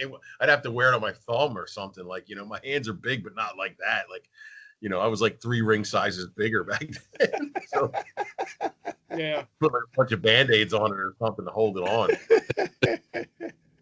Funny, but it's obscene. It's obscene. Yeah, but the way they're making them now, they're just like they're. Yeah. I'll show you a picture of the difference Oh between yeah. mine and my wife's. Like, and she's the principal, and I was Yeah. like, good gracious, look You at. work for your What you say? you work for your wife? No. Wait a minute. No. So if you can see, the top Yeah. one is mine. Yeah. The bottom one is hers. Wow. So, Wow. big Yeah. difference. Yeah, that's a big difference. Yeah. Yeah. Yeah. So this is on its way. I'll have it by next week. Very cool. I don't know. Let's see. Yeah. So we can kind of see. Yeah. Yeah.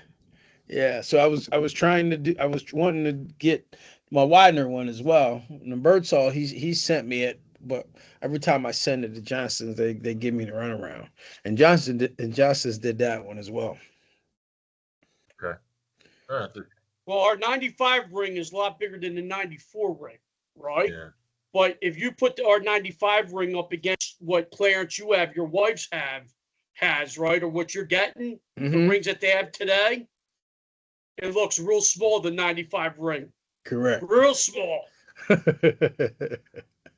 But still, hey, it's something I can pass down to my kid, and I still got my helmet actually. Yeah. When we played, and I got 2 when I coached. There, yeah. See, I don't have my college ring. I mean, college helmet. I do have my high school. I do have my high school helmet. No. Yeah. There you go. Yeah, man. That was some blue gold. Oh Yeah. yeah. Putting all the stickers on it. Yeah, Yeah. we did all the Clarence. Yeah. Yeah. Yeah. We I bring the do- helmet back, and the equipment guy was like, "What?" And I do have that. Oh, there you go. Yeah. Nice. Yeah, that looks Very good. nice. That looks good. So Pete, I you got- keep your jersey? I'd have to. I can't show it to you, but I have right above my computer right here the picture that was hanging in McMorland of Bunta running the ball, and The first game, it was the very first game at Quick. And like you see, he's in the middle of the picture, and then you see Ryan Cawthorn, and then I'm in the background, and George is like crouched over in the corner and everything, and you can see all of us. And I've had this picture for, I don't know, 15 years, and they were remodeling McMorland, and for whatever reason, my wife was there, and they were taking it down, and she's like, "Hey, I'd like to have that," and they gave it to her. Here and I have it right here, like my computer in my office. Yeah. So it's funny, and Boone is always like, "I love the fact that you have a giant picture of me in your office."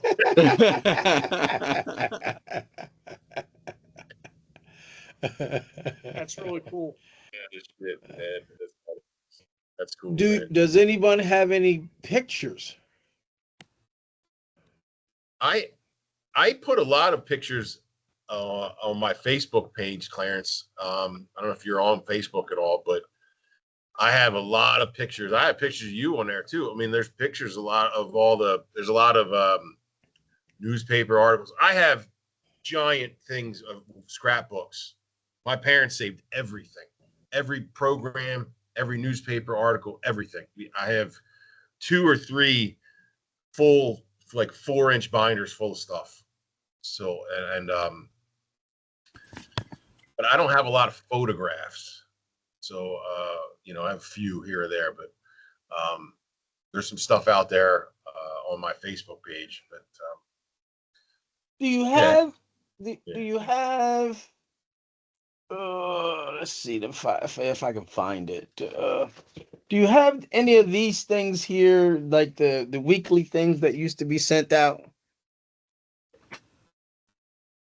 I think I'd have to look. Probably. I mean, that's kind of like where's that from? I'm not even sure where that's from. So bottom line, this is from like my senior year, right? So it will say the game, the series, Because opening that would be day. in the program. That would usually be in that detail would be in the program that they would give out too. Yeah. So I don't recall us ever having that, George. Did we ever have before? I didn't think we had that. Really, did we? I think And then of course the thing I like about this, it would actually give you, so it'll actually give you like the stats. Yeah. Right.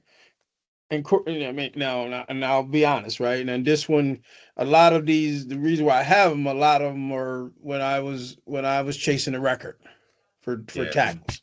So like each week it would have update on Clarence and his Clarence climbing the charts, right? He had a game high 13 tackles. He's such and such away from the record. So I was wondering if anybody had any of these from any other years. Because I have 1, 2, 3, 4.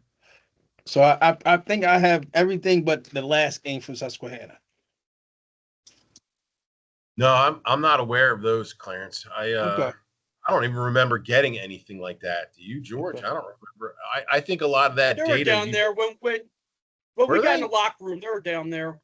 Okay. How about anybody got any different years of these? I know I have a few of the media guides, but not more modern ones. I got maybe like the mid and late 90s. I got a few of them, but that's about it. Yeah. Yeah, I got some of the game stuff, the game bulletins. Yeah. Yeah, I have everything. Like I have the letters that the coaches would mail you in the summer. I have all that. They say my parents were really good at saving all that stuff. I wasn't. I would have been able to save it. And now I've got it all in one folder, which are couple folders, which is nice to save. But I mean, I got programs from all 4 years. Okay.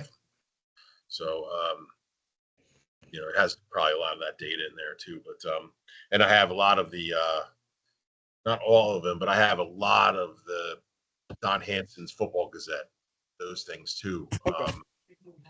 So there's a couple of issues that have me named in there, and another kid that I went to high school with at Sally's, which was kind of cool too. So it's kind of neat.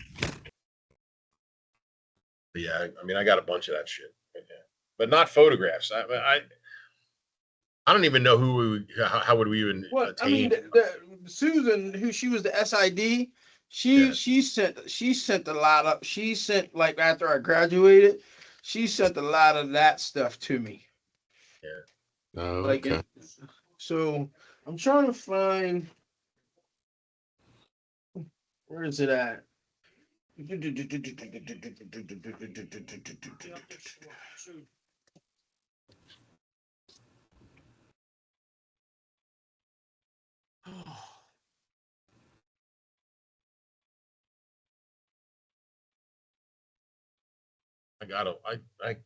don't know where I have all my stuff right now. It's Well, here in the house. I do have one of that. That was my senior year because I am in. So, of course, they see the picture of the guy from W&J. Yeah. Yeah. So I've been trying to see if I can get my hands on some more things. Yeah, I'm sure there's stuff out there. I mean, just you got to keep talking to more people and seeing what they do and don't have and stuff like that. But I know there's a lot of records here as individual career records. There's a lot of stuff still out there on Widener's website too. Yeah, So I got that. I was looking more like just trying to have like during a regular season. Hmm. Okay. Do you know anybody has? Now again, I think I have their grainy, but I have like three. I mean, I think it's like 7 games from '94. You know anybody else has any videotapes from any of the other years? I have all of Probably 94. Clemens. I have all of 94 and 5. Okay, I have all of it. So let's talk after. I can get you links to all that stuff. Gotcha. See. But I don't Gotcha. have anything after that. But, and I you know who has a lot of stuff still, and he has it on tape is Ronnie DiMaria. Really? Ronnie, he had a lot. So he actually we were talking about it. And he sent me the tape of us playing Susquehanna in '92 because I picked up a fumble and ran and almost ran in for a touchdown.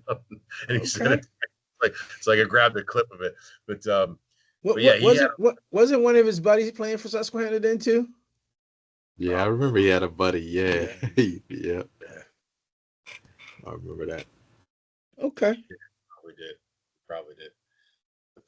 But yeah, he had a bunch of stuff too. I mean, I didn't, and he was one of those guys who was still really active in '92 and '93. I didn't even know he was on the team in '94. Like, he wasn't really playing or starting. Like, by that point, everyone's like kind of churning around. I'm like, you really? Like, oh, and I felt bad, but like, then I realized, oh yeah, he was there. So like, maybe it was just a long, I took too many blows to the head and couldn't remember.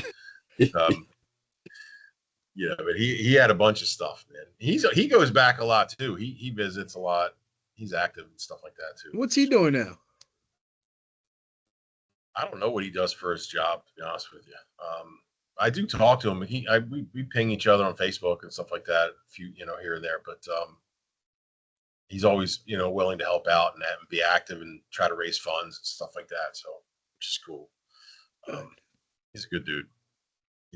But yeah, man, I'll tell you what, you had a hell of a run there, brother. 308 tackles, not too bad. Yeah, like I say, I was pretty blessed, man. Yeah, pretty blessed. And I'm sorry, G. Go ahead. No, go ahead. No, George, you were saying something. I thought it was mad though. I didn't say anything. Oh, my bad. Well, give you some quick tidbit on how the thing went with the Eagles. Well, I tell you what, people always ask me about this, and it's not. it's not what I'm about to tell you is not what you envision. And that experience is was very different than what I thought, right? Because you show up at the bubble and I'm standing in line with 200 other guys standing in their underwears. And he's going down the line and they're treating you like your cattle, right? So they're checking your body fat and they're doing all this, right? And you're standing in your underwears and turn around, they'll look at your butt, look at your fast twitch muscle. And then of course then you get dressed and you go take the test. And then you go out and do drills. And so that day, again, another humbling thing because you're standing in line with these guys, and the guy in front of me and the guy in back of me, right? Unlike me, I was graduating in a month. Both of them, most of them have quit school. And that day, unfortunately, I seen too many grown men cry because they got to make it. And he's like, or am I going to see you, and am I going to see you in the big one in Minnesota? I'm like, no, no, if they don't call me, I'm going to go get a job for what I went to school for. And so just thinking about definitely differently than what I envisioned. I envisioned a more something that was more prestigious um than that. And then obviously going back to what George asked me, right? It became apparent that I was 5'7.5" because the kicker was bigger than I was, Yeah. right? And so when I got there, they kept trying to send me to the running backs line, right? And they was like, running backs are over there. I said, I'm a linebacker. Running backs are over there, right? And then he's like, well, get the fucking line. I said, well, I've been telling you that I'm a linebacker. And so pretty much most of the linebackers were 6'2" or taller. Um, but skill wise, I mean, I was there with them. It's just that I was 5'7.5". And so it became apparent to me what people have been saying about me being a D1 linebacker, my height. Because doing the drills, my times were just as good as they was. It's just that they're 5 inches taller than I am.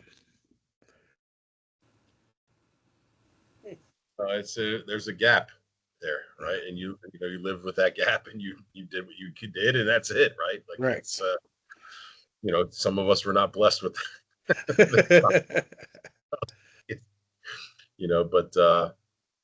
you made the best of it, man. You put it to work. You know what I mean? You did a great job at Widener. You get a fantastic, all the accolades that you could possibly hope for, and the exception of a national championship. And yeah, you made that 5'7.5". You put it to good use, bro. You know, Yeah. it's a shame that it's like that. I wish someone would have a better story. I'd love to talk to some of the other guys. I know some of the other guys had a chance at playing in Europe and trying out for the Arena League and things like that. And I haven't really ever heard any of their stories. I just heard that they did it. But I appreciate you sharing your story. Yeah. But again, no, I'm I'm very thankful. I mean, it's just when I tell people this story, they're like, "That's it." I'm like, "Yeah, that's it." Like it's not glamorous like what you think. Again, it was very apparent when I'm standing in line with 200 other people in their underwear, and they're treating you like cattle, right? You're in line. They're checking your fat, right? I remember I even said, "What?" He's like, "Turn around." I was like, "What?" He's like, "Turn around and bend over." Right? And of course, he's checking my fast twitch muscle, but we're in an assembly line like we're cattle. Um, and again, I seen too many that day. I seen too many guys crying. It wasn't a funeral. Knowing that their dream was coming to an end. Yeah, that's a sad thing. Right. True. And so You and know. so and so having to have this conversation with my kids, my son's looking to apply to PA school. My daughter has a MPH and has MBA. And I remember things didn't go the way she wanted to at first. And of course she had said, Dad, you don't know what it's like to not get what you want. And I said, you're sadly mistaken. And I had to tell her. She was like, Dad, I didn't know that. And I said, and ask your mom. And she was like, yeah, he's not lying. I was crying when the phone didn't ring. And but again, I mean, next, it was really about next. And I'm blessed because most, like, as I said, it was the three of us highly recruited from my high school in the same year, right? And Clarence is the one that came the closest, going to Widener, and they both went there, and they both went to UD. So I'm thankful. I'm blessed. Like I said, if I had to do it all over again, I guess I'd be at Pride now. But you know, great experience. Had a chance to, college for me wasn't, I did well academically. I mean, besides being All-American for football, I mean, one of my other things that no one ever brings up, that I was up for academic All-American. And so, for me, um, I actually did better academically in college than high school. I mean, I didn't do bad in high school, but I was like a three, but I was on a dean's list in college. And so that piece there was a big segue to the rest of my life. Like as you say, right, Pete? Eventually we're all gonna go pro in something and not sports. And so getting it done in that getting it done in that classroom was really something that was really imperative for me for when I became a professional. And so now when I sit down, I mean, I got a meeting tomorrow with the kid who just broke the state record in long jump, to meet with the college, and he and his mom on a Zoom, and just being able to look them in the eye and say, this is all good and great. I want you to have your dream of being in the Olympics, but let's be real, you might going to do that 4 or 5 years tops, and then you're going to be like everybody else. You're going to be going to work. So what you going to do? And so just being able, I mean, for me as a coach and as a school administrator, just to be there, have my experiences and sit down with students and look them in the face, and parents, and look them in the face and say, this is good, right? But he's only a torn ACL away from not playing ever again. So what you gonna do, right? And my own two kids, my brother, out of my two kids, my daughter's the better athlete, or was the better athlete. And my brother, he was always upset because she didn't want to play college. She didn't want to play sports in college. And I would say he would be like, am I upset? And I'm like, no, I'm not upset, because at the end of the day, right, she's gonna have to go to work, right? And it's gonna be important what's between here than what's between her joints, because father time wins every time. You're starting to see it with LeBron, right? Father time is undefeated, Yeah. right? And so That's and right. so, my wife even said, she's like, I'll be honest with you, I thought you'd be more about on our kids about sports. She's like, really? You have been the opposite, right? Ever since they've been kids, you the one to make sure they got the homework done and all that. Because here's what I know, right? At the end of the day, as you say, Pete, right? Even Yeah. Tom Brady, even Tom Brady's got a job, That's right, right? man. I mean, so you better find something you want to do, whether you want to go into some white collar profession, blue collar profession. You want to be a coach. You want to do, there's a million ways to go with it, but it's going to happen. Right. So you better figure that out. And, God willing, you can go off and, become whatever. And if you want to play in the pros and make billions of dollars and all that stuff and have that path, but that ends too. It does end. There is a finite time when this happens. And we're poor people that got to do more than 96% of the rest of the football playing people out there in the world. Right. But it ended. I remember I was sitting on the bench next to Jeff Bell crying like a baby when it was over. And he said, and it was cold up. It was cold up coming that day too. And he sat there and he said it. He said everything that needed to be said. We ain't never putting this uniform on again. That was it. We just cried like assholes and it was over. And then we went home and it was it. That was the end. So it's going to happen. So yeah, you're right. You have to prepare your life for this. And I didn't grow up with a family that was able to do that. They didn't go to college. They didn't have any of that stuff. They didn't, whatever. So I know I can feed, and we all can feed our kids with that information, right? And help them along and hope that the next generation's better than the one that we're in.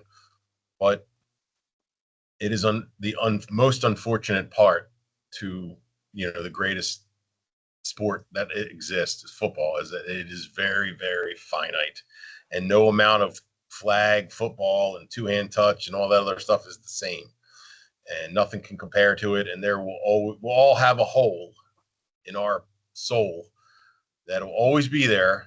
Every time we watch a game, or our nephews or our grandkids or whatever, it'll always be there, and it'll suck, but it'll also be warm too, because we did it. We did everything we could. The four of us left everything we could out there, and it's over. So I guess that's the other part to it. It's burned up and gone, right? So, I don't think the four of us can say I could have done more. You could probably really think hard on it, but I think I'm good with it. I'm good. Cool. Yeah. What else, guys? You got anything else for C. Giles? Man, we really appreciate you coming on, man, to hear your story. And, Yeah. It's been definitely an inspiration, not only have you as a teammate, but a friend. So, it's funny how we can talk about stuff and it feel like yesterday, and what is 30 years you just mentioned? 30 years. Crazy, man. So that stuff We've been out of football. I've been out of football twice as long as I played it. I started when I was 6. I started at 6 and played till 21. That's 15 years. And I've been out of it for 30. Yep. But you're right, Z. This is a real thing. This brotherhood thing is real. And, I haven't talked to Clarence in 25 years, probably, maybe more than that. Maybe seen you at a coming or something like that. But it's just like yesterday, baby. Hey, where you going, man? No problem. It's just, I think it's that you can't fake that, and I don't think any other sport really has what we have with that. We all bled together. So it is good like that. But anyway, cool, man. Well, G and C and Dog, another great episode. Clarence, thanks for coming on, man. Thanks for telling us the story. Thanks for enlightening us on what you're up to, and glad to hear your family's doing well and kids are doing good. And sounds like you're nearing the end there on your career, which is awesome to hear. Yeah. Some of us will die at our desks. Yes. One of them. But that's all right, man. But it's good to have you on, man. I hopefully get you on again in the future, and just a real pleasure, brother. Yeah. Hey, another thing is, do you know, is there a criteria for getting on, Widener started this kind of like Hall of Fame thing? So there, I think they do it every other year now.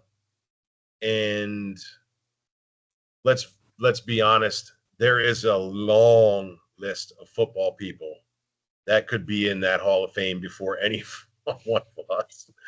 And I mean, I know they got like White Shoes and they got a few other guys in there, but they got a long way to go till they get anybody close to our age. So I don't know if there's a criteria or not. I know that I'm sure there are some people that we could speak to about who would potentially be coming up. I mean, you still have guys that are, I don't know if they've actually inducted everybody. Like they've inducted White Shoes, they've inducted Manlove. I'm not sure if they did Tom Deary, who is, he's in the College Football Hall of Fame. I mean, so, I mean, if he's not in there, I'm not really sure, but I know they inducted the 81 team and the 77 team. No, I don't think Derry is, because I've been to Atlanta. I think it's just Billy White Shoes Johnson. Not unless he's gotten in the last couple of years. Here's the reason why I'm asking, because Deary's in the Hall of Fame.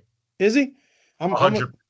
I'm gonna check, because I actually got the picture of Billy, because where I'm asking, because I think Blaze should be a first ballot one. I mean, I'm just be honest. He was 3 times All-American. 3 times All-American, 100 tackles for 4 years straight. I think Blaze is the first time balloter. That's why I'm asking. I'll give you. We'll talk for another second or two, but there's another guy. God, his name escapes me. And there's been a thing going on about him getting into the College Football Hall of Fame. Damn it, he was a defensive end. See, and Stephani? they don't have You talking about Fields? Tony Stefanoni. Tony Yeah, Stefanoni. Stefanoni.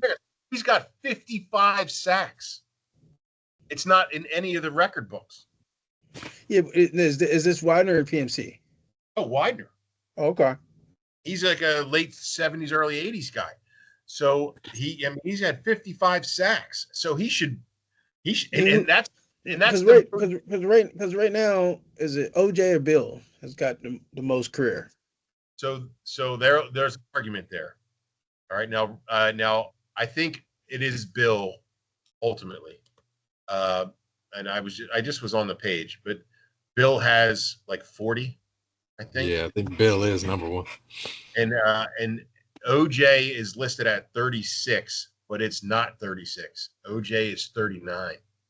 Okay. That's wrong, and he said so on the podcast. And you have to remember something else about OJ. OJ played offensive line his freshman year. Okay. So he should really be probably, God forbid, he probably and Billy has, look, he got 40 sacks, and there was a couple of games where he was getting some serious numbers, in mop-up time in 95. But he had full 4 years. Now this guy Tony has 55, and from what I understand, that's the most in all of Division III. Wow. So, there's some guys that should be in the Widener Hall of Fame. Look, from our class, there's no doubt. I mean, Blaze should be in there, and maybe eventually Antonio because of what he did. And I'm sure you could probably name a few others, right? But there is a laundry list of guys between our years and then much further back in the 70s and stuff like that. I mean,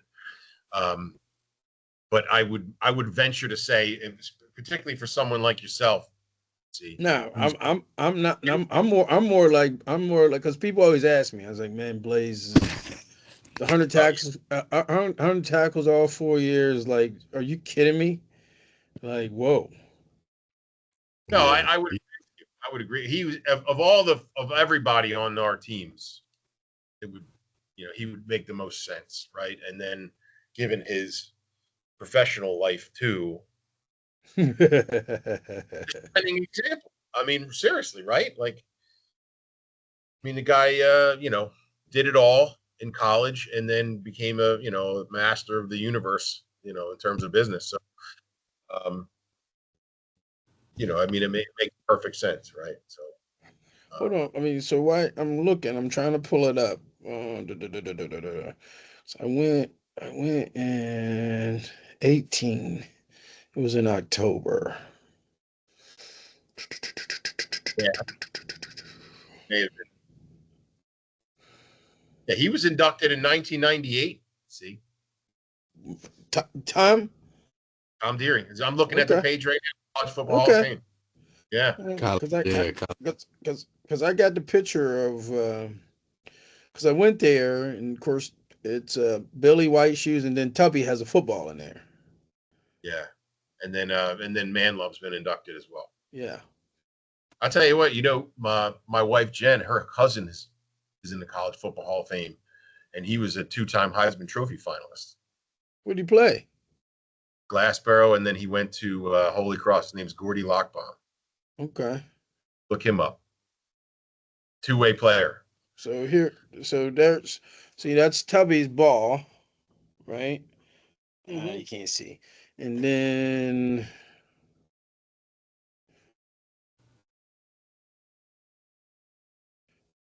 it's Billy White shoes right there.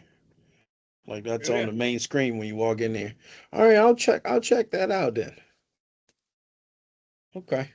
Yeah, Gotcha. he's in there for sure. But if you can check out the criteria, because like I said, I think Blaze is, well, not think, I know Blaze is be a first ballot. I would completely agree.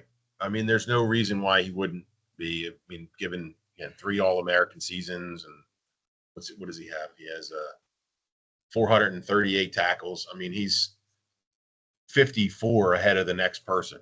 I mean, that's a whole season for a lot of people, right? So I mean, it's an exorbitant amount of tackles. I mean, Mhm. so I mean, you have 308. I mean, that's a fucking shit ton too, man. I mean, you divide that by a lot of tackles. Yeah. So 75 tackles a season. I mean, that's nothing to shake a stick at. You know what I mean? I mean, Billy Collins is 384. He has 80, almost 80 more than you. I mean, that's a crazy amount of tackles. mhm. I mean, it's like he's the only guy out there. You know, we talk about that every once in a while too, Clarence. Like, we mentioned 94. Like George said earlier that he and Anthony both had 900 yards rushing, right? Well, you got to factor in everyone else too. Like, I think Robson had like 600 yards rushing, and that's not counting Vic, Brian Green, Larry Barnes, Doug McLaughlin, Staggerwalk. How many rushing yards did we have in 94? That'd be 3,500. Yeah. I mean, just George, Anthony, and Robson is 2,400. Just out of those 3 guys, we had to have another 1,000 from the other guys, the other 6 guys, right? Yeah. Holy shit, man! So you're welcome. You say you're welcome, George. Trust me, man. Hey, Welcome, those guys up front definitely paved the way for sure. baby. Yeah, it was good, man. It was all fun games, you were saying earlier about, hey, how do you feel? I was lying. I feel like shit because he kept running my ass over. That's what George will do. He'll run you over. I loved it. Funny. Good. So who else? So you had Antonio. Who else you had? We've had Joey Weisinger, OJ. We've had Gary. We've had George, Calvin Tull, Coach Swan. What's he doing now? Calvin? Yeah. Calvin, vice president of HR for some like big banking company down. I think he lives in Maryland or something like that. And yeah, he was a good guest, man. He was really. I mean, he had all the stats. He had all the cool stories, good drinking stories and stuff too, man. He was a good guest. How was Coach Swan? Coach Swan? Yeah, he was real good. Yeah, he was happy to be on, man. We're gonna try to get AJ on because he just retired not too long ago. He moved out to Michigan, right? I don't know. I guess he did. I mean, I know he does a lot of. He still works with a lot of the athletic director stuff, but I don't know if he moved back to Michigan or not. But he retired, and we got a long list of guys, and other guys are asking to be on that are even not even in our era now. But I got probably 30 more people to talk to. But we got to get cracking here. So we've been doing this every month, pretty steady now. So we're gonna keep up. But it's going pretty good. I'd be curious to hear what one of the older guys said. Yeah. Yeah. I threw a Hail Mary to Blaze. Speaking of Blaze, I threw a Hail Mary on LinkedIn. I actually, because I contacted him a few times on LinkedIn before, and he responded back. This was like years ago, but I said, you know what? I threw a Hail Mary. He hadn't responded yet, but that'd be nice to get him on. Yeah, we're gonna try to get Clements on before he revs up his season. Clarence, which he should be. Well, I guess a spring ball should be done, but try to get Cuban on. Cubes. Try to rail him a little bit. That would be funny to get him on. Oh my goodness, to get his side. That'd be good. Oh yeah. Like you said, Clarence, there might be, it might be something we missing, Yeah. Well, they were coming off that night, Clarence. Yeah, but we had a good one when Swan was on. He let a few things out of the bag a little bit, but we didn't. He was only on for an hour. He only had an hour. Okay. Usually 2 hours or more, and we can get a lot more out of people. But he gave a little bit of behind the scenes stuff, and now that we're older and everything, he can kind of he can let it rip a little bit. But I think that's what will happen if we get if we get AJ on. Oh yeah. I mean, he's 35 years of story. Oh man. You're talking about history. Nobody has more history than that guy. Oh, man, right? So that would be. I'm hoping we can get him on. I feel like he would do it. I mean, I don't think he'd have a problem with it. But that would be good to get him on. But there's so many characters, man. There's just some real characters, and just has anyone reached out to Bill? To Cubit? No. No, Bill Manlow. Oh no. And none of us have a connection with him. I mean, I've met him a few times. Because from what I understand, he's still helping out over at Del Val. He does do some consulting, or still. I mean, he's in his 90s now. Yeah, he's old, but with the Brotherhood work that we do, the vice president is Nick Poulos, and he's always done the photographs and stuff like that, and he knows Bill really well. Obviously, he played for Bill. So, it's no problem if we wanted to get a hold of him, we could do it. Because he's dead now, but I wanted to see what Coach Carter would say too. Because he would have a lot of historical knowledge. Yeah. Yeah, it's sad that what happened with him, but yeah. I think did you see his wife wrote a book about him? Did you know that? No, I didn't. Oh yeah, he wrote a book about his experience and his life experiences, and obviously Widener football and stuff like that. But they were pushing it around for a while there. I wonder if I could find it. I'm trying to look it up George, now. George, before we get off, how's your son doing? Yeah, here it is. He's doing great, man. Had a great year. I guess making this announcement, we put it out there already. He actually is in the portal. Oh, way, really? really? Yeah. Wow. Yeah. So got another year left, maybe 2 now that they got this 5 of they're gonna be voting on this 5 for 5 thing where you could do 5 years. So he might be able to squeeze another year in. But right now he's got 1 year left, so he's looking to challenge himself and get maybe a little bit higher level. So it's kind of nerve-wracking but exciting at the same time. Interesting. Oh, good for That's him, awesome, man. pal. Wish him the best. We're pushing for him, man. We're pulling. Thank you. Does he have any ideas, like in the portal, where he may, go or fit in, or any interest? He's got some interest out there. A few teams has reached out actually. So I won't say it here, but but yeah, there was some few teams reached out. So Good. so we'll see what happens. Awesome, man. Well, we'll look forward to getting the announcement. Yeah, it's exciting. We'll see what happens. Is he playing center field, George? This year they had him in left, and then he played mostly DH this year. Believe it or not, Yeah. he was having some issues with his knee, but it didn't stop him from playing or anything. Something just was bothering one of his knees, but he was able to play. When he ran, you couldn't tell, and when he hit, you couldn't tell. So I mean, he did well. He led the team in RBIs this year in the 4-hole, and yeah, he had a really good year. Hit bat over 370, made all conference. So That's awesome, man. That's great. Does he have speed like you? yeah, it's funny. People always ask who was faster, but I always say, y'all know who was faster.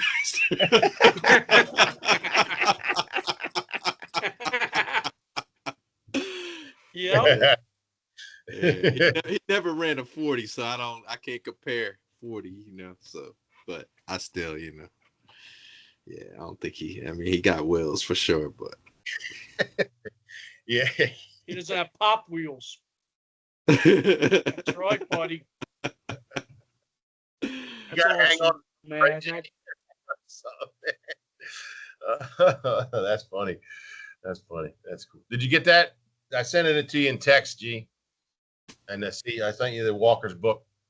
Okay, I was just looking. I was just looking for it. Yeah. Oh, okay, I see it. You remember him showing up? Maybe it was 92, man. He showed up. He was in a full like troop track suit, man. Remember? Or it's all down his sleeves and everything. It's like, oh man, look at that guy. He's fly as shit. Look at that. That was my guess. Carter. All right, guys. Well, what else we got? Anything else for this guy? No, it was just a pleasure seeing him and man, talking to Clarence, and I enjoyed it, and I'm proud of you, pal. Man, you've done awesome, and congratulations on your career, both football wise and professionally. Being able to retire, your kiddos, your kids academically doing great, and yeah, man, couldn't happen to a better guy, man. Congratulations. Thanks, Mad Dog. Yeah, we appreciate you being on, bud, and we just wish you the best, and we'll stay in touch. Thank you. I really appreciate it. Yeah, Good. see. Yeah, it's always love, man. We always hit each other up. So definitely, maybe we'll bring you back one time or something like that. Do something. Certainly, I'd be happy to. Absolutely. Cool. All right, guys. Well, we're going to sign off now, and we'll be in touch soon, man. Good talking to you. Thank Take you. care, bro. All right, see you guys. All right, man. Yeah, good one.